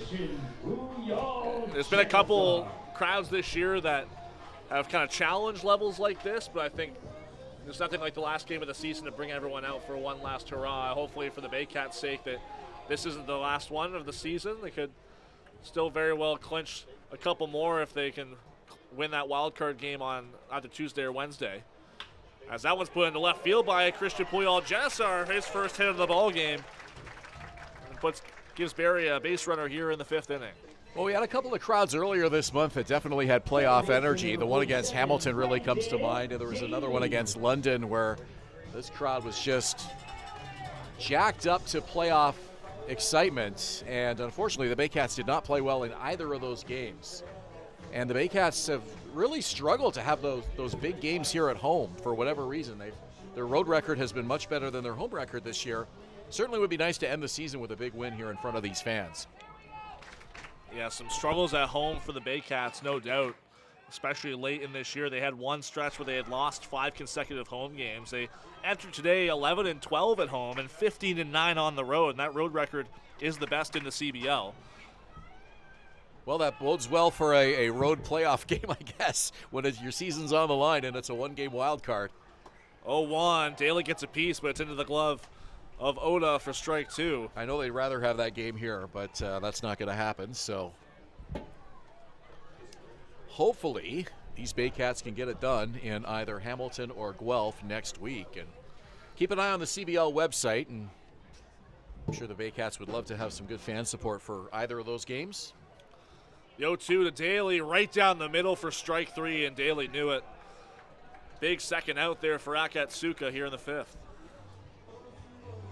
Center fielder number 7. So that game yet to be confirmed, but likely Guelph on Tuesday or Hamilton on Wednesday, depending on the outcome of their games. So, yeah, and that game's set to go at 7:05, the scheduled first pitch in Guelph. Meanwhile, the Brantford Red Sox a beatdown on the Kitchener Panthers today, 26-3. And the Jackfish and Maple Leafs set to get underway in about a half an hour's time. Kenise Ijo swings and misses at the first pitch he sees. The Brantford Red Sox were playing really, really good the last few weeks, finishing strong. We saw them come in here against Barrie and play very well last weekend. Ijo pops that one foul out of play. I think Brantford will play Hamilton tomorrow. If Hamilton wins tonight and still has a chance at the pennant, that is going to be a very tough game to clinch first place if it's still available to them.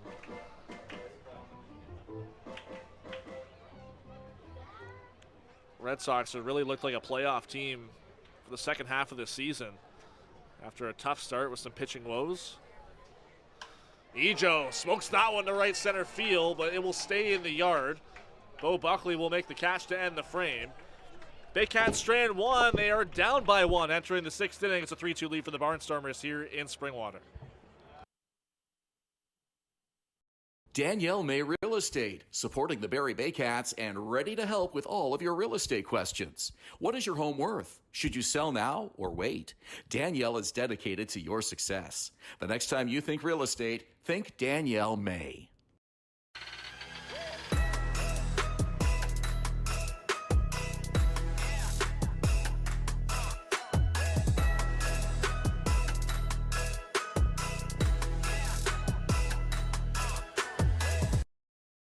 I'm Chrissy Franz from 400 Chrysler and Barrie Chrysler Dodge Jeep Ram. This year, we are the community partners of the Barrie Baycats. Community is near and dear to our hearts here at the dealerships and one of our core values, so we can support local and shop local.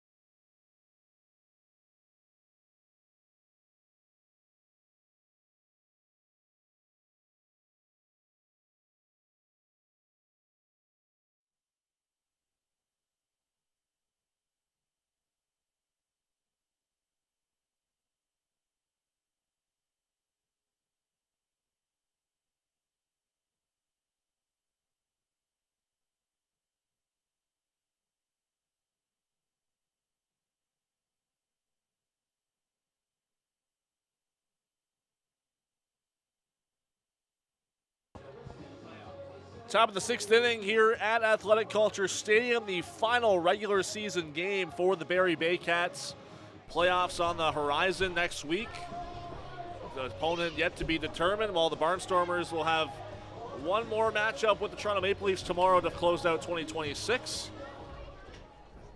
And they lead the Baycats this afternoon so far through 5. It's 3-2 for the Barnstormers. Located at 521 Bayfield Street. And the stadium lights are now on here at Athletic Culture Stadium. We had some really dark cloud cover an inning or two ago, and the lights are on now in case we get those dark clouds again. I've had a couple brief flashes of sunlight. Sun trying to peek out of the clouds a little bit. Aiden Venekavort will lead things off for the Barnstormers. Spencer Moore and Lee Casera to follow. Ronnie Rosario's first pitch is inside. Hopefully those dark clouds aren't symbolic of the way that this season is going to end for the Baycats. What a metaphor that would be. No, let's hope not. It felt a little ominous, didn't it? 1-0. Fouled off the screen by Venekavort. Close to the end of his bat on that swing. Rosario needs just one more inning to qualify for the Baycats postseason roster. Well, despite the struggles by the Baycats here at home, a lot has to be said about the positivity of this fan base, the loyalty. Swing and a miss. Venekavort goes down swinging, and pardon me, that's strike 2. And I think you're absolutely right. I think you get crowds like this, and obviously the Baycats haven't been able to win with these kinds of crowds, at least this year, but it could be turning the tide this afternoon if they can put something together.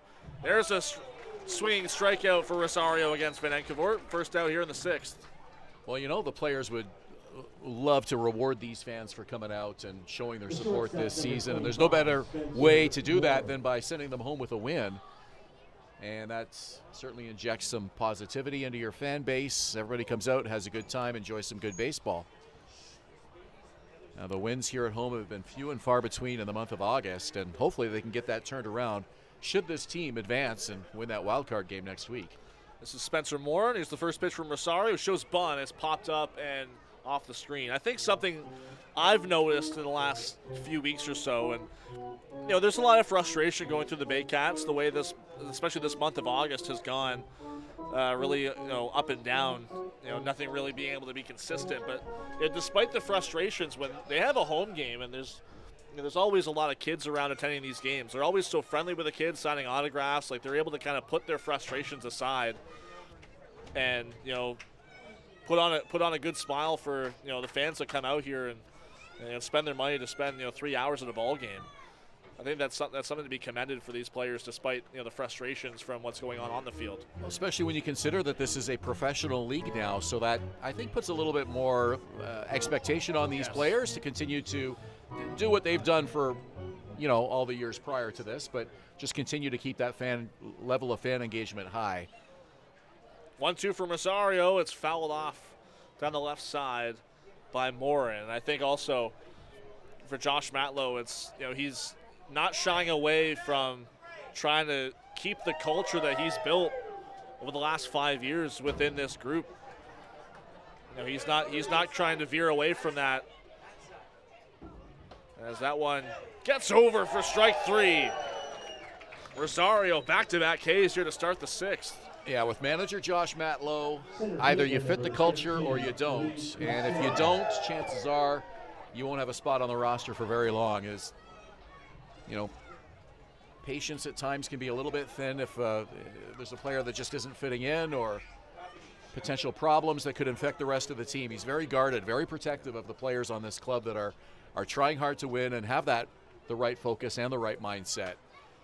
Fouled away off the bat of Lee Cassera. I think the biggest example of that was last year when he brought in Willie Garcia, a former major leaguer, and even after the transaction deadline, had passed, he realized, okay, this isn't fitting well anymore.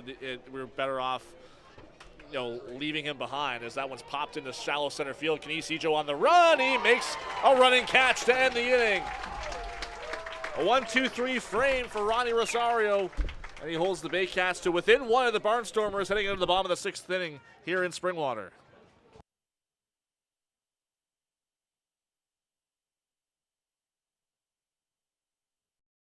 Hi, I'm Chrissy Franz from 400 Chrysler and Barrie Dodge Jeep Ram. This year, we are the community partners of the Barrie Baycats. Community is near and dear to our hearts here at the dealerships and one of our core values, so we can support local and shop local.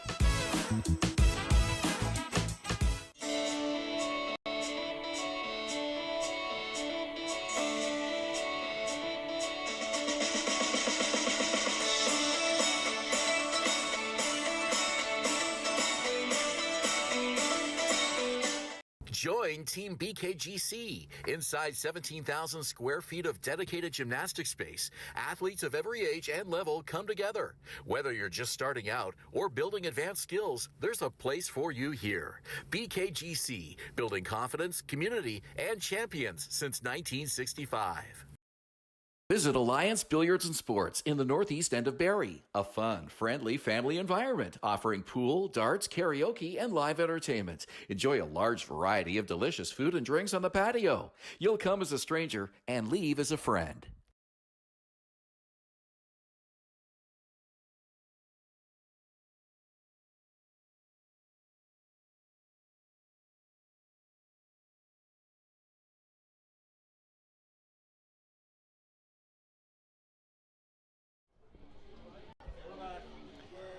Ben Davy and Julius Hern as we head to the bottom of the 6th inning. It's brought to you by Pure and Simple, the better breakfast brand, located at 521 Bayfield Street, just minutes from the stadium. He's Ben Davy. I'm Julius Hern. It's the bottom of the 6th inning. Baycats still trailing the Barnstormers 3-2. Chatham-Kent now hitting Barrie 5-4 as well as Mizuki Akatsuka gears in for inning number 6. First pitch is grounded to second base. Vanenkavort throw to first to retire Carson Barker. A quick out for Akatsuka.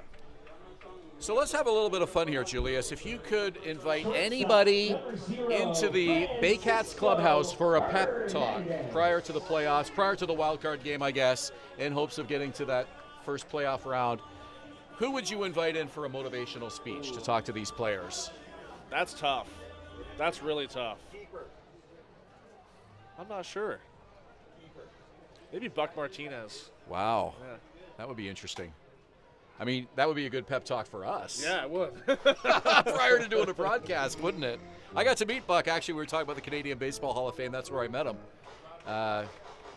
He was there, I think, 2 years ago. Well, obviously, the Blue Jays are honoring him today. Induction to the Hall of Excellence. And actually, I got to meet Buck Martinez and Ernie Witt. They were both there. And it didn't occur to me until after I got home. I was like, why didn't I take a picture with the two of them together? Yeah. Like, that would have been the ultimate photo with Buck and Ernie. They were the Blue Jays catching tandem for so many years. That would have been a great photo. Obviously, Ernie Witt, the manager of the national team right now as well. That's a great question. I think I'm still not settled with my answer yet. All right. Popped up, shallow center field. It'll be Aiden Vanenkavort to make the catch, and as Francisco Hernandez just retired for out number 2. So my suggestion was going to be Frank the Tank. Social media influencer extraordinaire for Barstool Sports. You know, Frank can let the rants go with the best of them. Usually expletive laden, so we wouldn't be able to post it on social media probably, but unless he could keep it clean. But I think Frank might have a thing or two to say to the players. He's been, obviously as a Mets fan, he's been heartbroken for a long, long time. Pleasantly surprised last year by their turnaround, but on the ground, right side, Vancouver again will make the play and toss to first in a 1-2-3 inning, a quick one for Mizuki Akatsuka. Keep the Barnstormers in front by a score of 3-2. We go to the 7th inning. Ben Davy back in the mic to call the rest of this one for you here at Athletic Culture Stadium. Danielle May Real Estate, supporting the Barrie Baycats and ready to help with all of your real estate questions. What is your home worth? Should you sell now or wait? Danielle is dedicated to your success. The next time you think real estate, think Danielle May.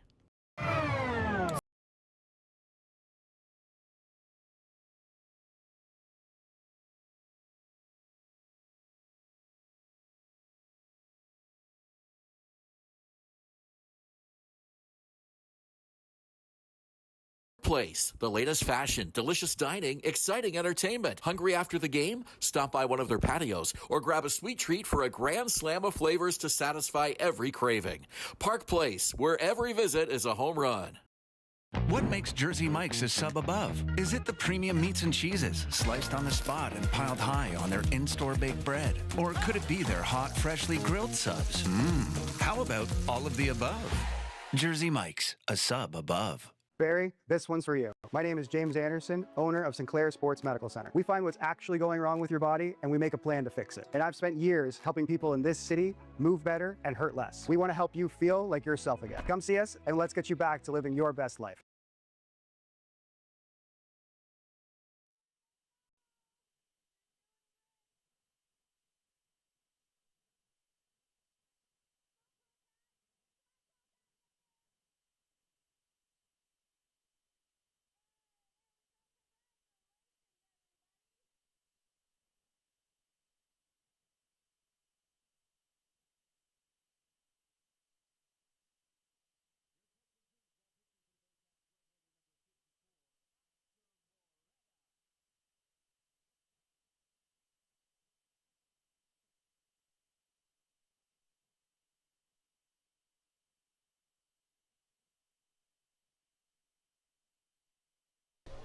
Seventh inning here at Athletic Culture Stadium. Baycats led by 2, now trail by 1. It's 3-2 Chatham-Kent as we head to the top of the 7th inning, and the Baycats go to the bullpen for the second time today. Yeah, it's Oscar Moretta this time around to start here in the 7th inning.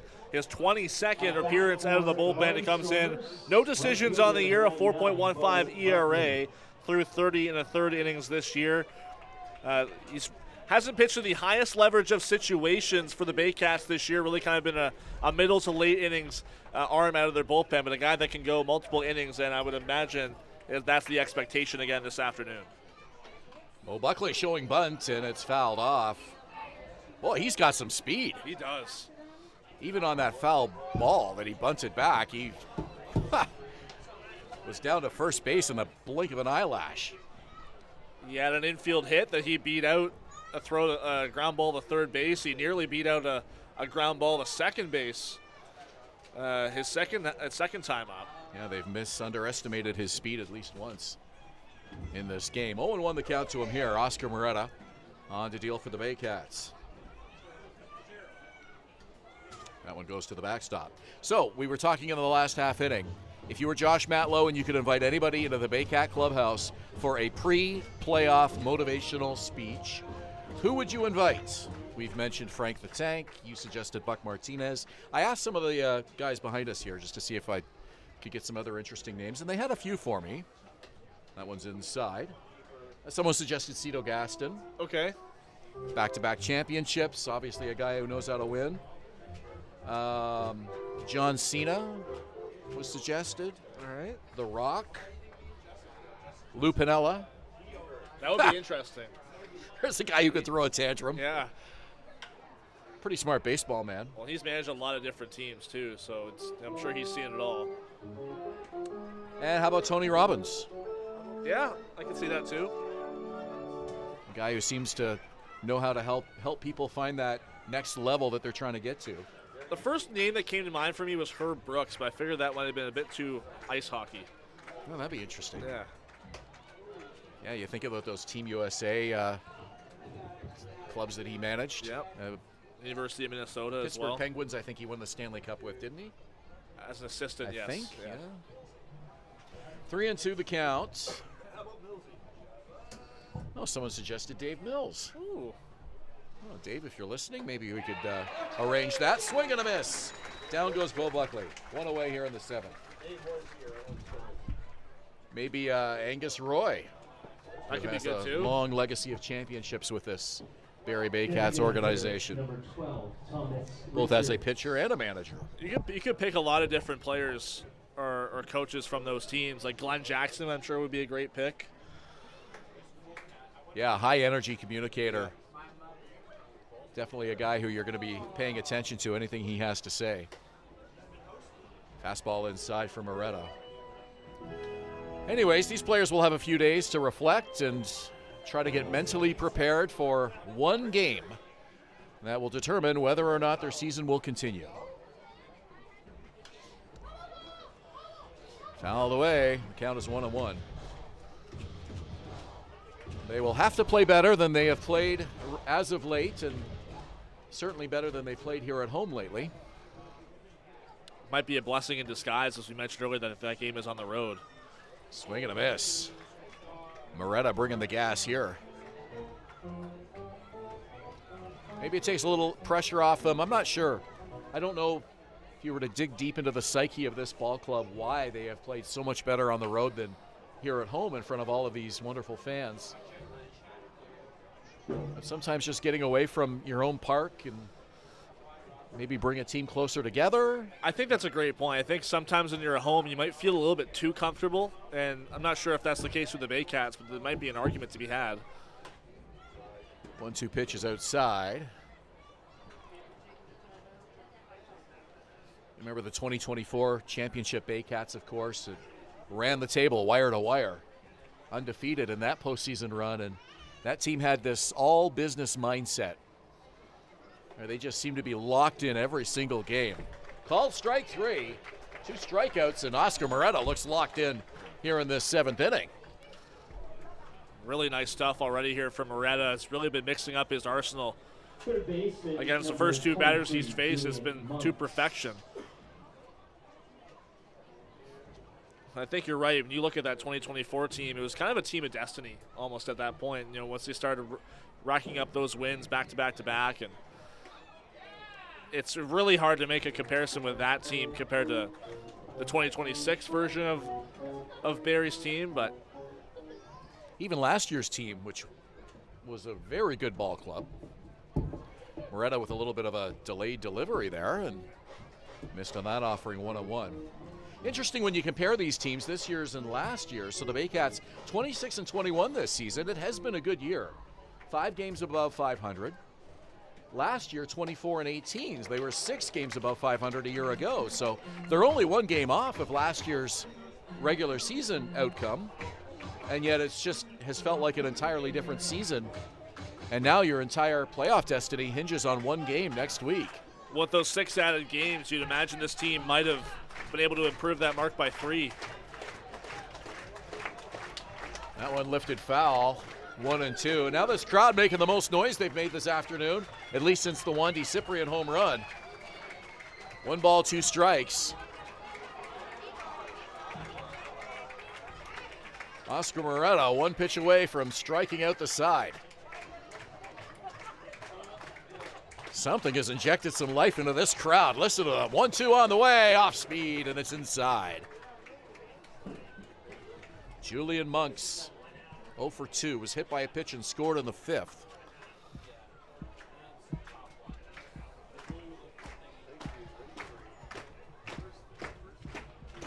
Two balls, 2 strikes, 2 outs. Moretta's pitch. Fouled off to the right. And the at-bat will continue. Julian Monks doing a great job staying alive here. When it comes into this game, a 12-game hit streak, and trying to extend it here, doing everything he can to bring the pitch count up here on Oscar Moretta and find one that he likes enough to plop into left field. 2-2. Fouled away again. Great at-bat here by Julian Monks against Oscar Moretta. Moretta's next pitch will be his 20th.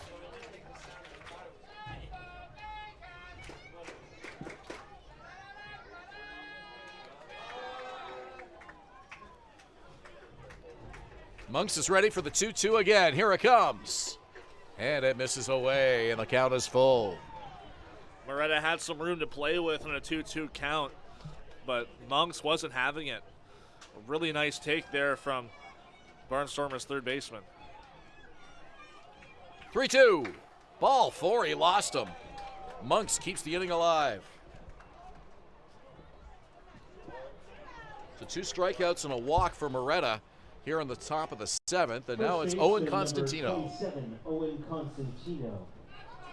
Well, we saw Barnstormers when they took the lead back in the 5th. They did all of that with 2 outs.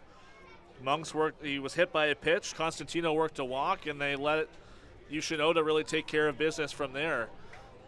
Moretta not trying to have the same order of operations repeat itself here in the 7th.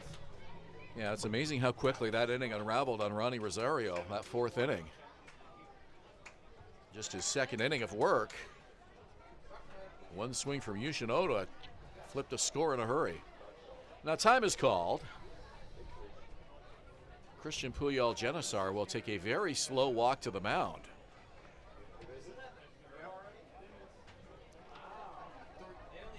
That's about the slowest walk to the mound you could take.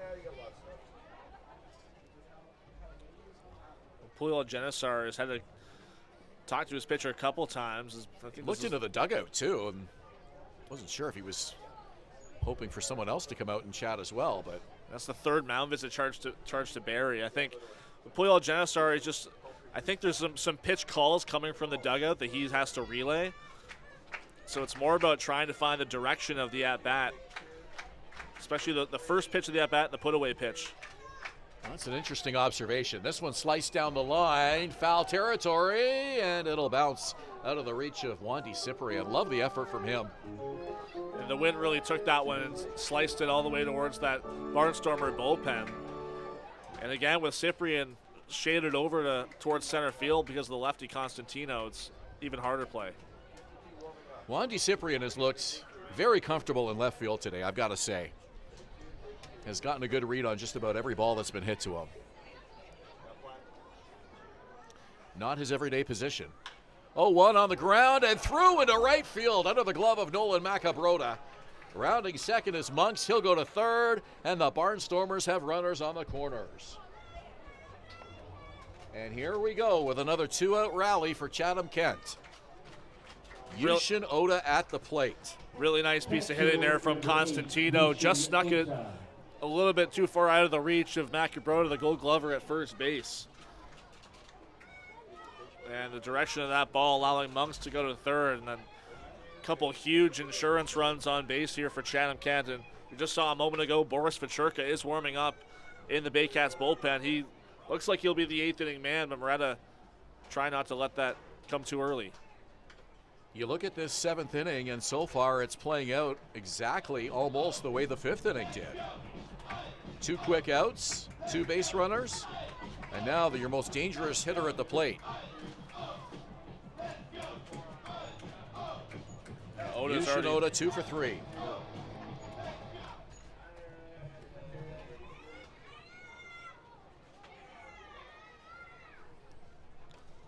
Oscar Moretta trying to get out of a jam here. 0-1 pitch, missed inside.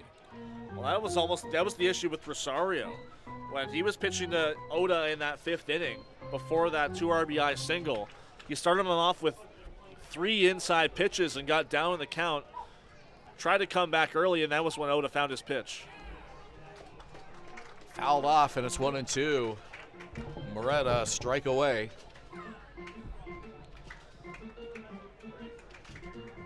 The runner at 3rd is Monks. The runner at 1st is Constantino. 1 ball, 2 strikes, 2 outs. Oscar Moretta trying to finish off Yoshinoda. Here's the pitch. Fouled away. Oda, one of the best 2-strike hitters in this league. He'll foul him off all day until he sees one he likes.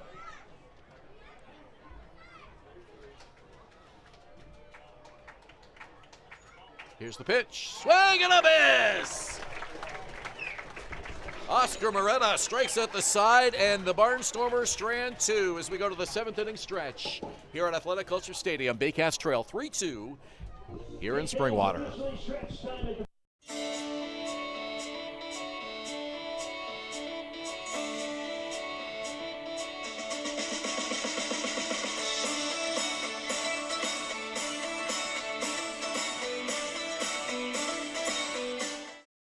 Danielle May Real Estate, supporting the Barrie Baycats and ready to help with all of your real estate questions. What is your home worth? Should you sell now or wait? Danielle is dedicated to your success. The next time you think real estate, think Danielle May.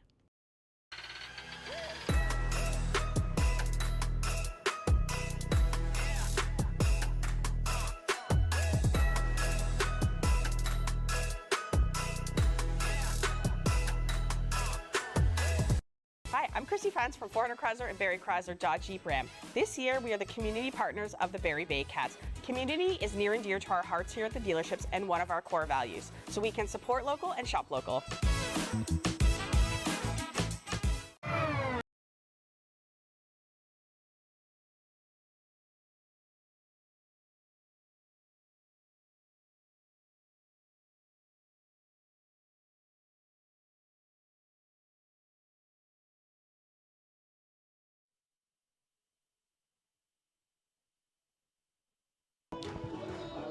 Coming out of the 7th inning stretch here at Athletic Culture Stadium, it's brought to you by Wild Wing Barrie. Go ahead, Baycats, get wild.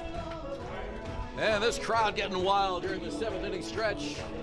Take me out to the ball game and heave away. A spirited Baycat crowd here today. Hoping the Baycats can end 2026 with a win and take that into the wild card game next week. Their playoff hopes on the line. Nolan Macabarota is going to lead off the bottom of the 7th inning. Mizuki Akatsuka has pitched brilliantly here today for the Barnstormers. 74 pitches into this bottom of the 7th. First pitch strike. How many times have we said that today? Yeah, well, he has struck out 7 batters, and he has been efficient on every other out. You know, a lot of ground ball outs, particularly to that right side, but those outs have really been on one or two pitches max. That's why he's been able to keep the pitch count so low. These Baycats hitters are not getting deep in the counts. There's not been a whole lot of foul balls hit against Akatsuka this afternoon. Well, you had to know that he was due for an outing like this one here today. It's just unfortunate for the Baycats that it came against them, but comes into the game with a 1-6 record. High fly ball to center field, and that will hang up for Lee Kucera, 1 out. Yeah, and all 6 of those losses have come in his last 7 starts. So the season started on a good pace for Akatsuka, but lately every outing has just kind of gone haywire. And today has been really a bounce back for him. And he's been holding this Baycats team and offense pretty flat throughout the first 6 and the 3rd innings. Yeah, it definitely wasn't the kind of season he hoped for with a 7.24 earned run average, but certainly all of these Barnstormers want to end the season strongly. Having missing the playoffs, you still want to be at your peak at the end of the year and take that into the offseason and then look at what can we improve here heading into 2027. 1 ball and 1 strike. Wandy Cyprian, responsible for the only 2 Baycat runs here this afternoon. It was a 2-run homer that came in the bottom of the 2nd inning. It's the only Baycats hitter that's had a real hard hit ball or even an extra base hit against Akatsuka today. Fouled back to the screen.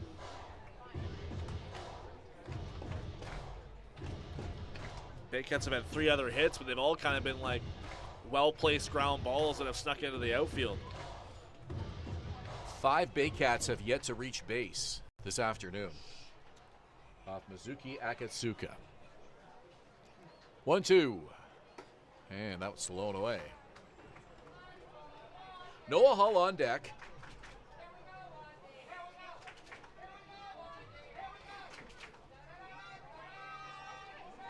Akatsuka has retired 6 in a row.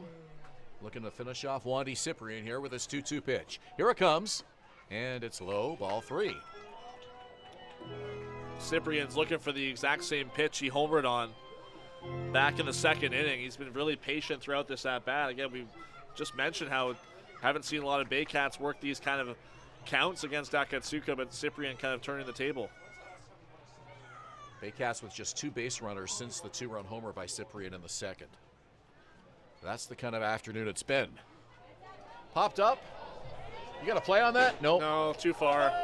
Over your head, too. Hit the roof. Yeah, that one sailed a little bit too far from home plate for me. 3 balls, 2 strikes. The at-bat continues. Wandy Cyprian. Here's the pitch. Swing and a miss.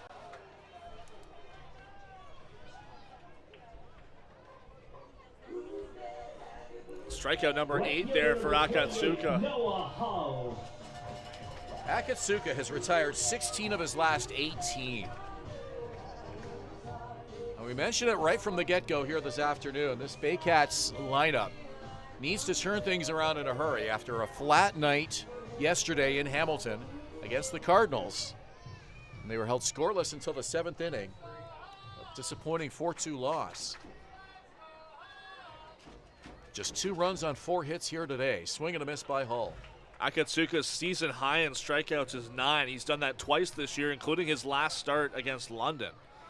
So one more would tie that season high for him this afternoon.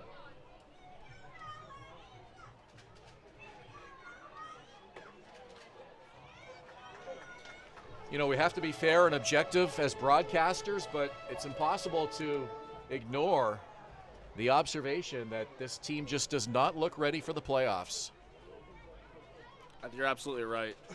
I think you can tell the frustration of Josh Matlow day by day. Swing and a miss.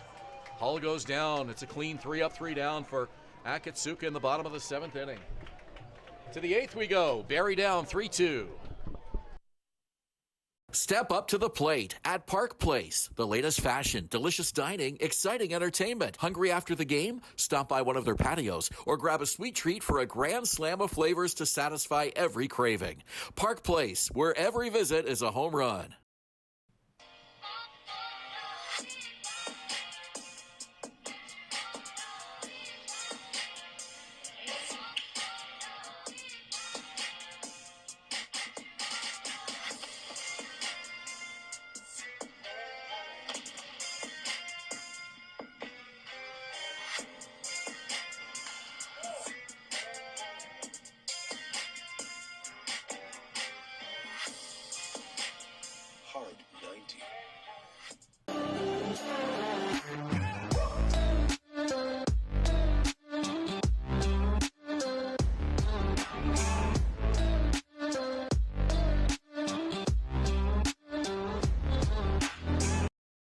Thinking about doing a renovation but don't know where to find the best prices and quality? Go to Reno Liquidation Depot, where you'll find vanities, flooring, toilets, exterior doors, and so much more. Visit Reno Liquidation Depot today. The juice is the best way to add zing to your Jersey Mike sub. Real red wine vinegar and olive oil blend. And I like a lot of juice. Pour it on. Go ahead. Go on. I can take it.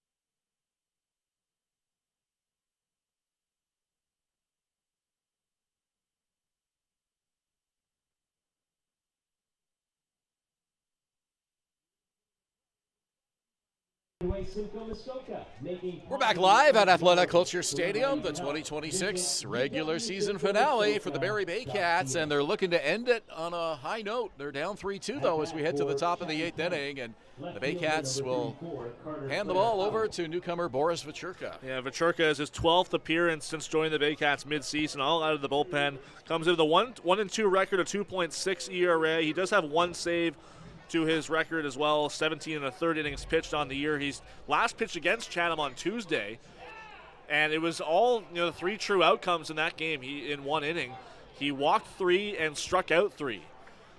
So got into a little bit of trouble, was able to manufacture his way out of it. We'll see what the changes of the Barnstormers approached against him this time around. 1-1 the count. Carter Clairhout at the plate here in the 8th inning. He's 1 for 3 today.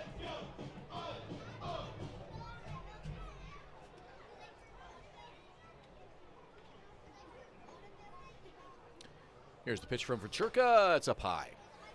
Well, we talked about it a little bit in the last half inning, but certainly the compete level for this Barrie Baycat club needs to be elevated several notches for them to be prepared for a playoff series. A wild card game, never mind a playoff series. Of course, anything can happen in one game.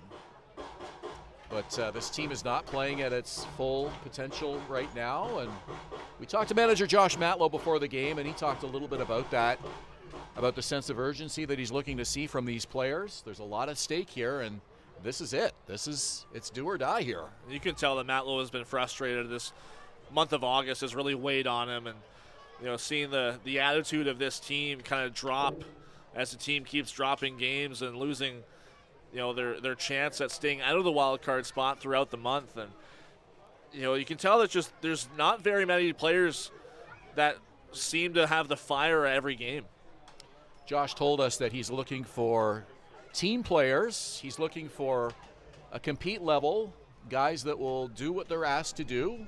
In certain situations, it may not always be the preferred choice as far as where they're asked to play defensively or where they're asked to hit in the order, but guys that will look beyond their own personal wishes and look at whatever needs to be done to help the team win.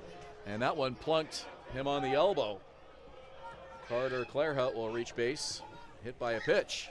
I think that's, we talked about the comparison between the 2024 Baycats and this year's team. I think that's where the difference really truly lied with the championship winning team, is they were very much a team. They were not concerned with their individual seasons as much as they were with just winning baseball games. I think that's something that Josh Matlow has been craving throughout this second half of the year. It just hasn't come, especially from players that were on that team in that season. There's been a lot of carryover from the 2 years ago. Just hasn't been there consistently throughout this season. Without disclosing too many specifics of our conversation with Josh, he was very clear to us that in the offseason, a long, hard look will be given to certain players who maybe don't quite fit the culture of the team that he's trying to build here, and even players who have had statistically impressive seasons may not be back next year. Bunted right in front of the plate. Good throw by Christian Pouliot-Genesar. And they get the out at first. The runner advances. Really well done. That was a perfectly executed play by Pouliot-Genesar. He stayed calm, kind of in the pocket there, in rhythm with the throw to first base. It was on the money, but a nice sacrifice there as well for Venekavort. Number 25, Spencer Moore. Anyways, the window of opportunity is here for this team to turn it around and show us what they can do and make this an exciting September of baseball for these fans. 1 out, 1 on. Spencer Morin at the plate. Down the line, foul ball. That hugged the third base line. There with the call is Kyle Warner behind the bag at third. Judging from our conversation with Matlow before the game, it really seemed like he was alluding to that some players were really just kind of going through the motions through the second half of the season and just kind of waiting for the playoffs to come around before they turn it on instead of doing so leading up to the playoffs. I think that's where a lot of the frustration lies as well. So you want to be playing good baseball at the end of the playoffs, not having to try and flip a switch on a dime. Bunted again, and it's in foul territory. I got the sense from what he told us that, if this team doesn't have a successful playoff run, that there will be some surprises next year when fans look at the roster sheet and the scorebook and wonder where certain guys are. There could be some surprises, so. There could even be some surprises when it comes to the lineup card when we see it on either Tuesday or Wednesday, depending on who the Baycats play. No balls, 2 strikes. I think there's an argument that nobody has cemented their spot in the playoff lineup. They appeal at third, and Morin held up. Count 1-2.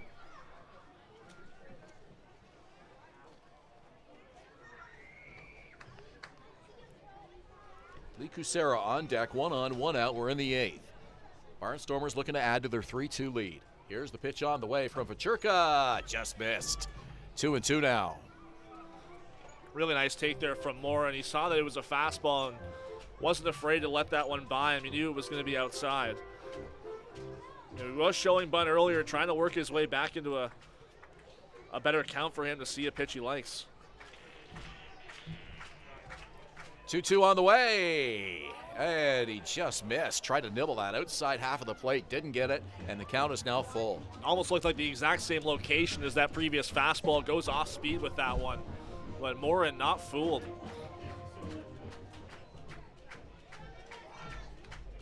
Here comes the crowd behind Boris Vachurka with a 3-2 count and 1 out in the 8th inning. Runner leads at second. That's Carter Clairhout. Here's the pitch, and he lost him. A hit batter, a base on balls, and now Lee Kulture will bat with 2 on and 1 out. Fielder number 13, Lee Kulture. Well, these walks have cost the Baycats already today. It was back in the 5th inning when Yoshinoda hit that 2 RBI double. The 2 batters before him hit by a pitch and walked, and that's exactly how this 8th inning has started for Boris Vachurka.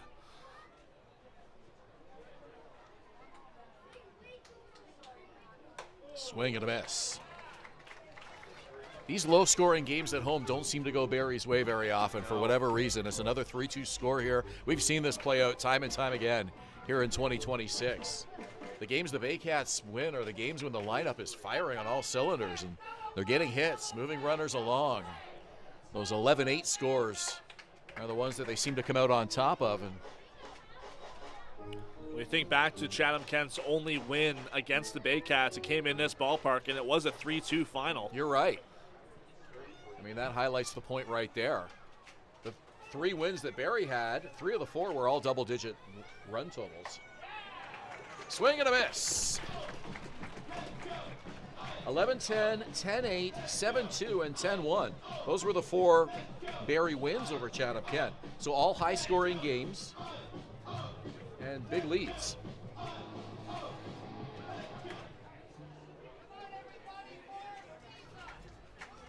One ball, 2 strikes. Vachurka looks in for the sign. Julius Genesar sets the target. Here's the pitch, swing and a miss. Big strikeout, 2 away. Well, that seems to be the theme for Boris Vachurka. He really has taken it upon himself to get himself out of these kinds of jams. We saw it on Tuesday in Chatham-Kent. Walked 3, struck out 3 in that 1 inning of work he had then, and looks to be a similar case here tonight if he can be able to get out of the inning. Bo Buckley with 2 on and 2 out.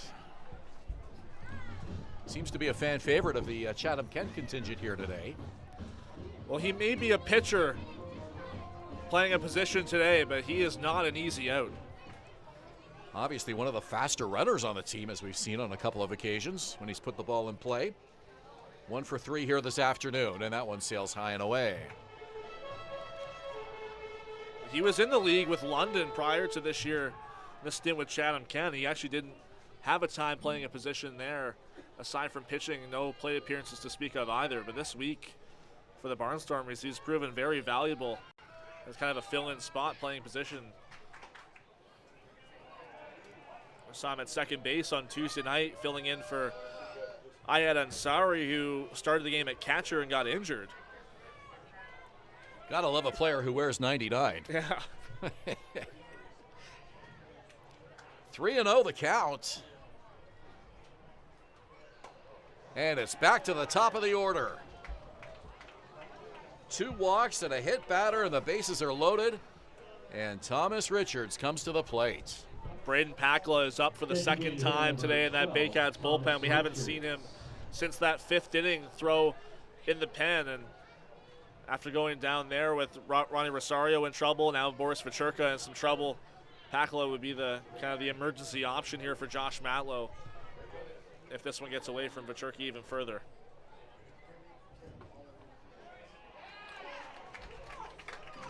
Pakla might work the 9th regardless. We'll see. 0-1 the count. We're told it possibly could be Carlos Sano as well in that 9th inning. Here's the pitch. Swing and a miss. So it's an 0-2 count now. And you'll hear the crowd get into this. Barnstormers leading 3-2, overcoming a 2-0 deficit. Looking to add some insurance. 0-2. High fly ball to center field. Canisijo calls for it, and he's got it for the out. The Barnstormers leave the bases loaded in the top of the 8th inning. Barrie will try again to regain the lead. Bottom of the 8th when we return. You're watching Baycats TV and Rogers TV in Barrie.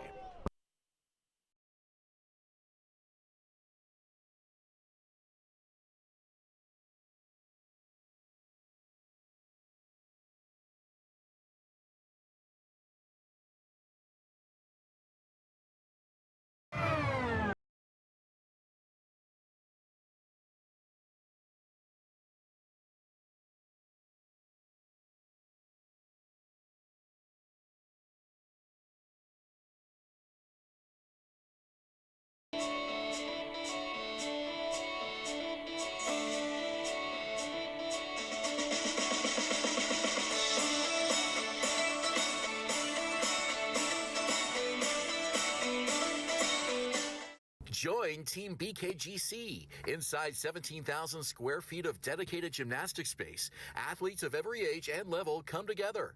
Whether you're just starting out or building advanced skills, there's a place for you here.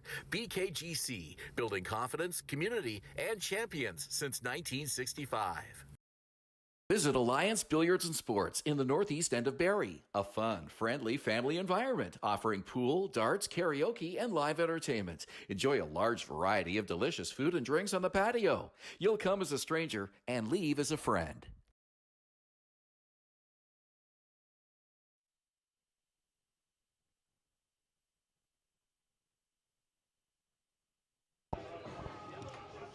Welcome back to Athletic Culture Stadium. It's the 8th inning, and it's brought to you by United Way Simcoe Muskoka, making poverty unignorable. To learn how you can help, you can visit uwsimcoemuskoka.ca. And why not? Mizuki Akatsuka back out to work the bottom of the 8th inning. I thought he was done. He got a lot of handshakes when he came off the field in the 7th inning, but he's back out here to work the 8th.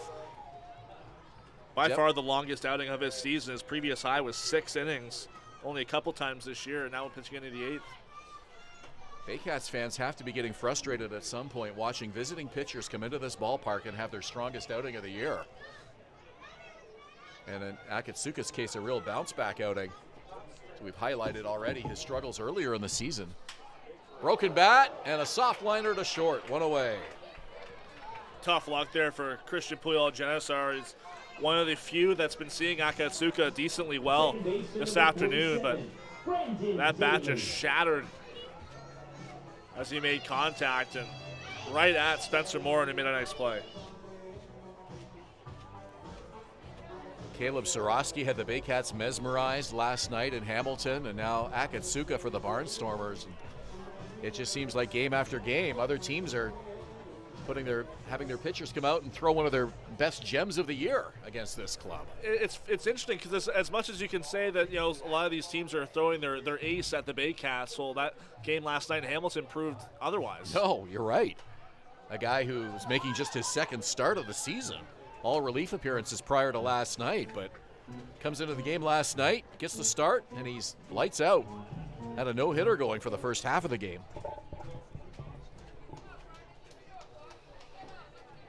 Brendan Daly takes a pitch low, 1-1.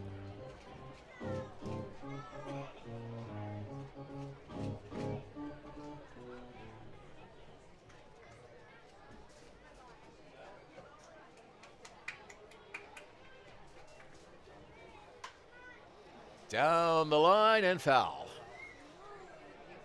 Daly today with 2 strikeouts. He has not been seeing the ball well out of the hand of Mizuki Akatsuka. He went down looking last time on 3 pitches, and he swung at the first 2 and got one off the end of the bat. It was a foul tip, but then he knew right away that strike 3 was right there, and he had no offer. Pitch is low and away. Yeah, I know you wanted to talk about your suggestions for MVP candidates and Rookie of the Year and such. And how about Yasiel Puig setting the league record for home runs? Definitely he's going to get some consideration for league MVP this year. He'll definitely get some votes. I wouldn't doubt it. Swing and a miss, and Daly falls to the seat of his pants after taking that cut. 2 down. If I was voting, I'm not even sure if I have a vote yet this year, but if I was voting, I don't think I would vote for Puig. 24 home runs, that's 9 more than anyone else. I know he plays at Christie Pitts, but it's just the MVP award to me is most valuable player to their team. And I think if you take Puig away from the Toronto Maple Leafs, I don't think they do much better, or they're probably sticking around the same spot in the standings. It's been a rare year for Toronto where, aside from Puig and a couple of others, the offense has been pretty anemic. Usually that's a hard-hitting team that really pounds the ball and puts up some big run totals, but not the case in 2026. As much as I also want to say, like, maybe Malik Williams is a candidate that might be on some voters' cards. Again, if you take him away from the Panthers, despite that strong start that they had, I don't think it changes much for the Panthers in the standings. I look at a guy like Michael Escato. He set the league hits record for a single season last night. And the way that the majors have been playing all year, I think that was, he has been invaluable to the way that they've been able to try and climb up in the chase for a pennant. Rookie of the Year, you got to take a look at Daike Abe from the Welland Jackfish, I'd have to think. Leads the league in runs scored, stolen bases. Japanese import having an outstanding first year in the CBL. Any other names come to mind?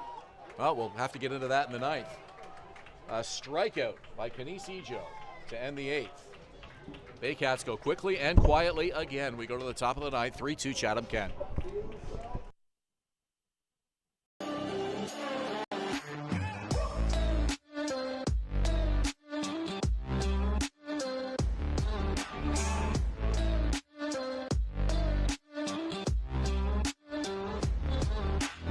Step up to the plate at Park Place. The latest fashion, delicious dining, exciting entertainment. Hungry after the game? Stop by one of their patios or grab a sweet treat for a grand slam of flavors to satisfy every craving. Park Place, where every visit is a home run.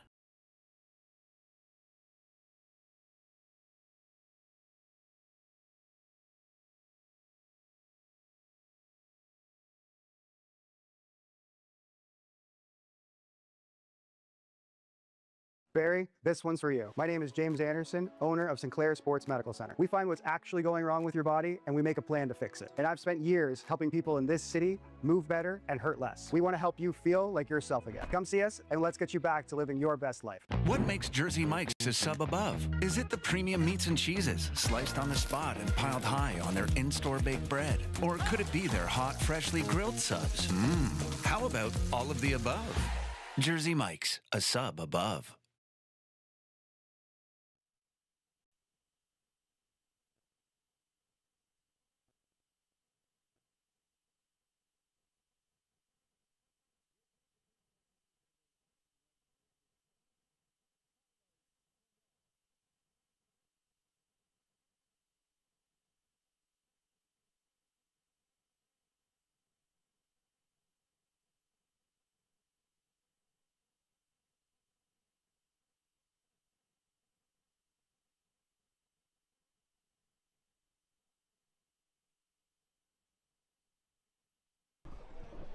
Ben Davy and Julius Hern, top of the ninth inning. Baycats trailing 3-2, and it'll be Carlos Sano out to face the Barnstormers here in the top of the ninth. Yes, Carlos Sano, the team's leader in wins, and we talked to Josh Matlow before the game and said Sano is pitching the ninth inning no matter what this afternoon. He comes in today, 7-2 record, a 2.22 ERA through his first 21 outings, all out of the bullpen. 3 saves through 28 in the third innings. 30 strikeouts to 9 walks on his year as well.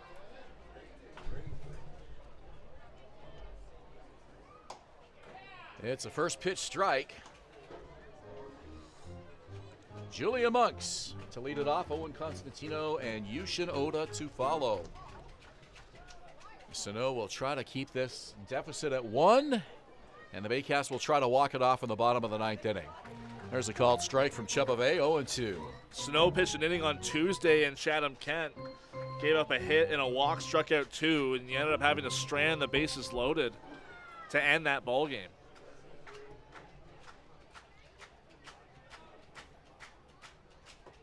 It's been a quiet crowd here this afternoon, but that's only because they've only had one big moment to cheer for. That was the 2-run homer by Wandy Cyprian today. Probably the biggest crowd of the year here at Athletic Kulture Stadium, and their home team now trailing 3-2 in the ninth inning. Sano's pitch, called strike 3. Sano gets a strikeout to start the bottom of the ninth.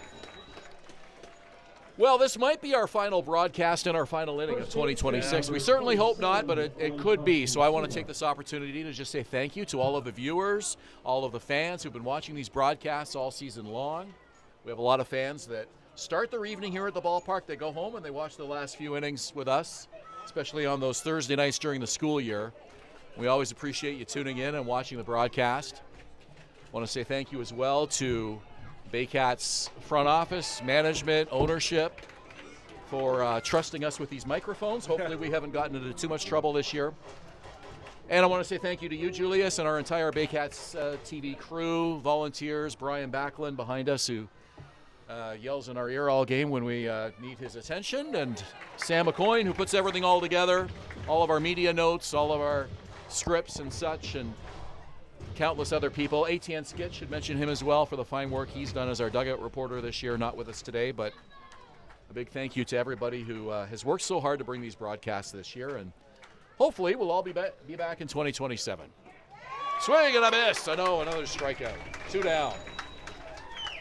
Yeah, it's been a really great year. It's my 4th year here on Baycats TV with you calling these games, and it's been one heck of a ride this year. It's been really fun, though. You can't say enough about how great it is to come to the ballpark every day. It's a great group of people working behind the scenes that it's some thankless jobs that they really deserve some appreciation for. So definitely a huge thanks from us to a lot of the volunteers and the media staff and everyone involved here putting this production on. Well, I've enjoyed working with you, Julius, and it was really nice to hear that you were coming back this year. I was excited about that, and you've done a great job, and it's been nice to hand the broadcasts over to you on games that I couldn't be here, or if I was called upon to handle PA duties. You've done a great job filling in and carrying those innings and those broadcasts for us. So this will conclude my 12th season as Baycats play-by-play announcer. Swing and a miss. It's an 0-2 count. So I had a 6-year stint from 2005 to 2010, so 6 years, that first stint, and now it's been a second 6-year stint, which is crazy to believe. 2021 to 2026 here. Well, congratulations, and love working with you, Ben. Thank you. Swing and a miss! How about Carlos Sano? He strikes out the side in the top of the ninth inning. Could that set the table for a Baycat walk-off, come from behind victory in the bottom of the ninth? We'll find out when we return. 3-2 Chatham-Kent as we go to the bottom of the ninth inning here in Barrie. Thinking about doing a renovation but don't know where to find the best prices and quality? Go to Reno Liquidation Depot, where you'll find vanities, flooring, toilets, exterior doors, and so much more. Visit Reno Liquidation Depot today. The juice is the best way to add zing to your Jersey Mike sub. Real red wine vinegar and olive oil blend. And I like a lot of juice. Pour it on. Go ahead. Go on. I can take it. Step up to the plate At Park Place, the latest fashion, delicious dining, exciting entertainment. Hungry after the game? Stop by one of their patios or grab a sweet treat for a grand slam of flavors to satisfy every craving. Park Place, where every visit is a home run.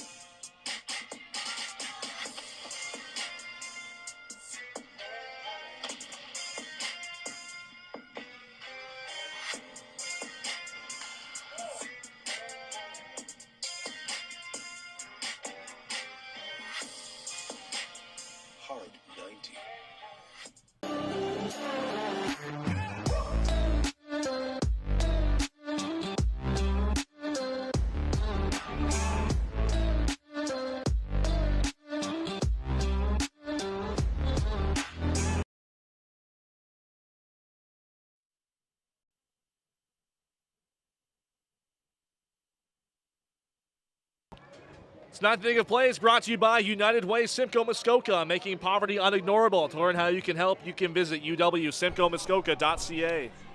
So how will this team respond to Carlos Sano striking out the side in the top of the ninth inning? That may tell you all that you need to know about this Baycats team heading into the wildcard game next week with their season on the line here.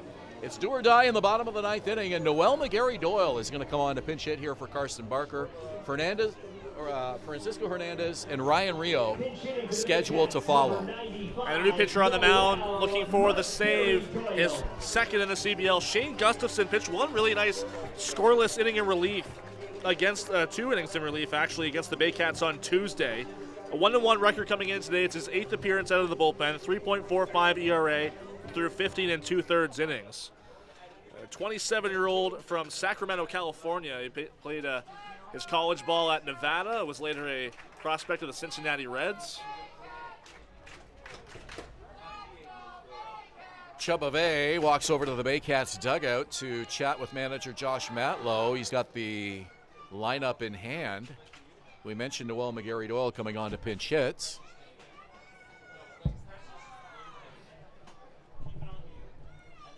Not sure what the conversation may be about, but whatever it is to the satisfaction of the home plate umpire, Chubave.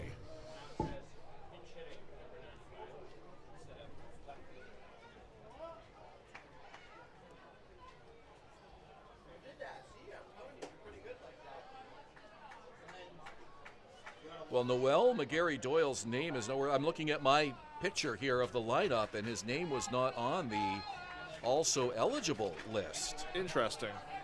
So I guess that's what the discussion was about, because normally his name would be on there if he was. I think there was a couple changes right before the first pitch, so that might have been one of the changes to add McGarry-Doyle, because we saw Brandon Hernandez a late scratch in favor of Carson Barker. So maybe in that late last-minute lineup change, McGarry-Doyle was added to the reserve list. Pretty good guy to have leading off the bottom of the ninth inning, a .370 average to lead the Baycats among eligible players. He has had an outstanding season. A career high in RBI, career high in doubles. Down the line, foul. Career high in hits altogether as well. It's been really a quietly impressive offensive season for Noel McGarry-Doyle.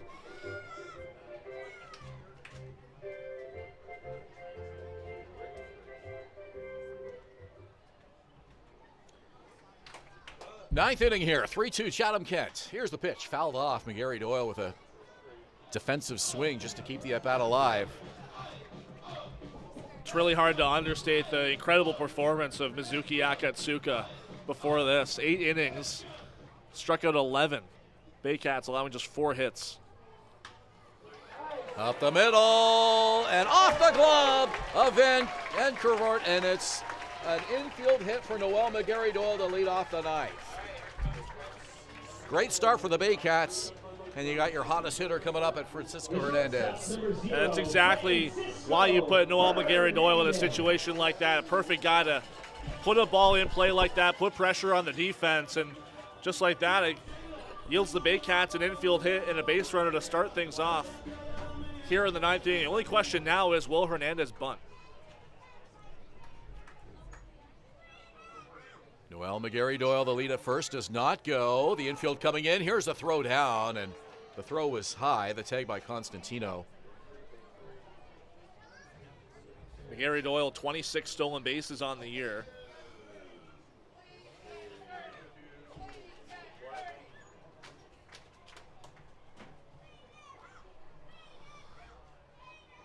Gustafson looks in. And a bunt by Hernandez to the mound. The throw to first. And it gets by. And it goes all the way to the fence. And all the way to third goes Noel McGarry-Doyle. Hernandez at second, and the Baycats have 2 in scoring position.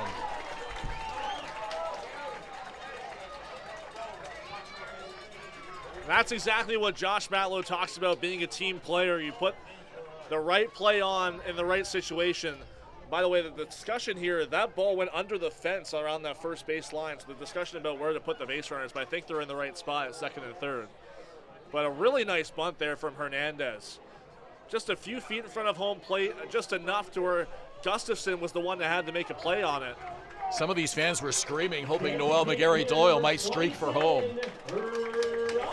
But you mentioned that ball stuck underneath the fence. Here's Ryan Rio now with a chance to have a big moment. No, he won't. They're going to put him on intentionally. And they're going to have a pinch runner come in for him as well. The Barnstormers want no part of Ryan Rio. And here's Nolan Macabrona with the bases loaded. Clayton Keys will come in to pinch run for Ryan Rio. Well, that's just to stay out of the double play, because that base runner doesn't matter in terms of the score necessarily. By the way, that bunt from Hernandez scored an error on Gustafson, not a base hit. Your winning run is a second base. Listen to this crowd. Prior to the at-bat, there is some playoff energy here now. Macabrona steps out. This game may be of no consequence in terms of playoff matchups. However, you have to feel that everybody at this ballpark is going to feel a lot more optimistic about the wild card game next week if the Baycats can win this one here. Bases loaded, nobody out. Nolan Macabrona at the plate. First pitch on the way. That's a called strike.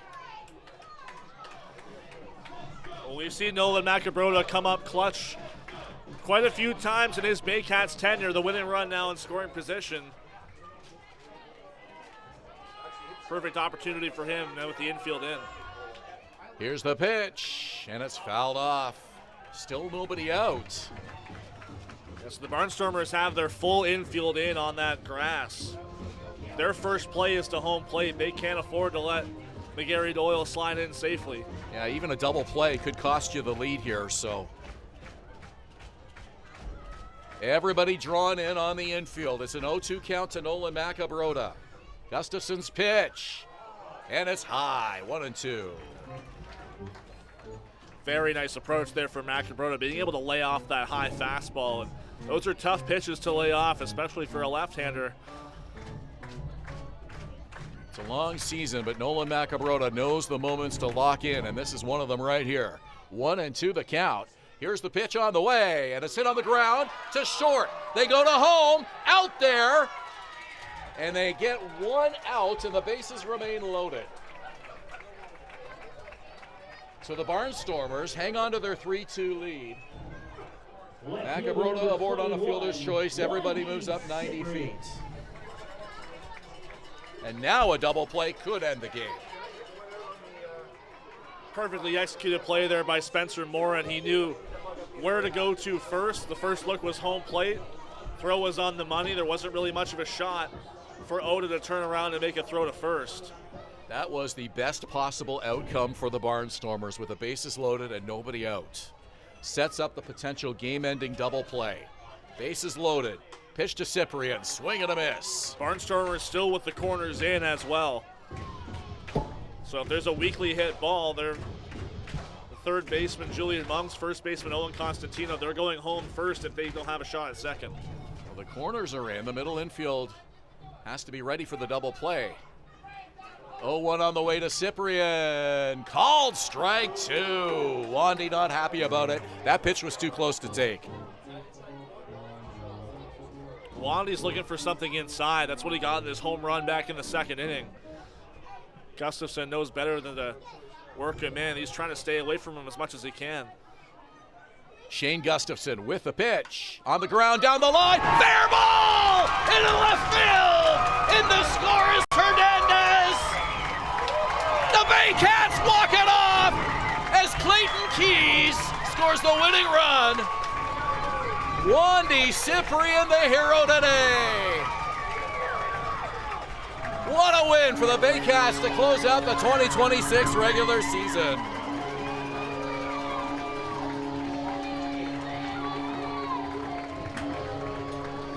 It may not have been a pretty game for the Baycats offensively, but they proved in that ninth inning that they know how to play playoff-style baseball.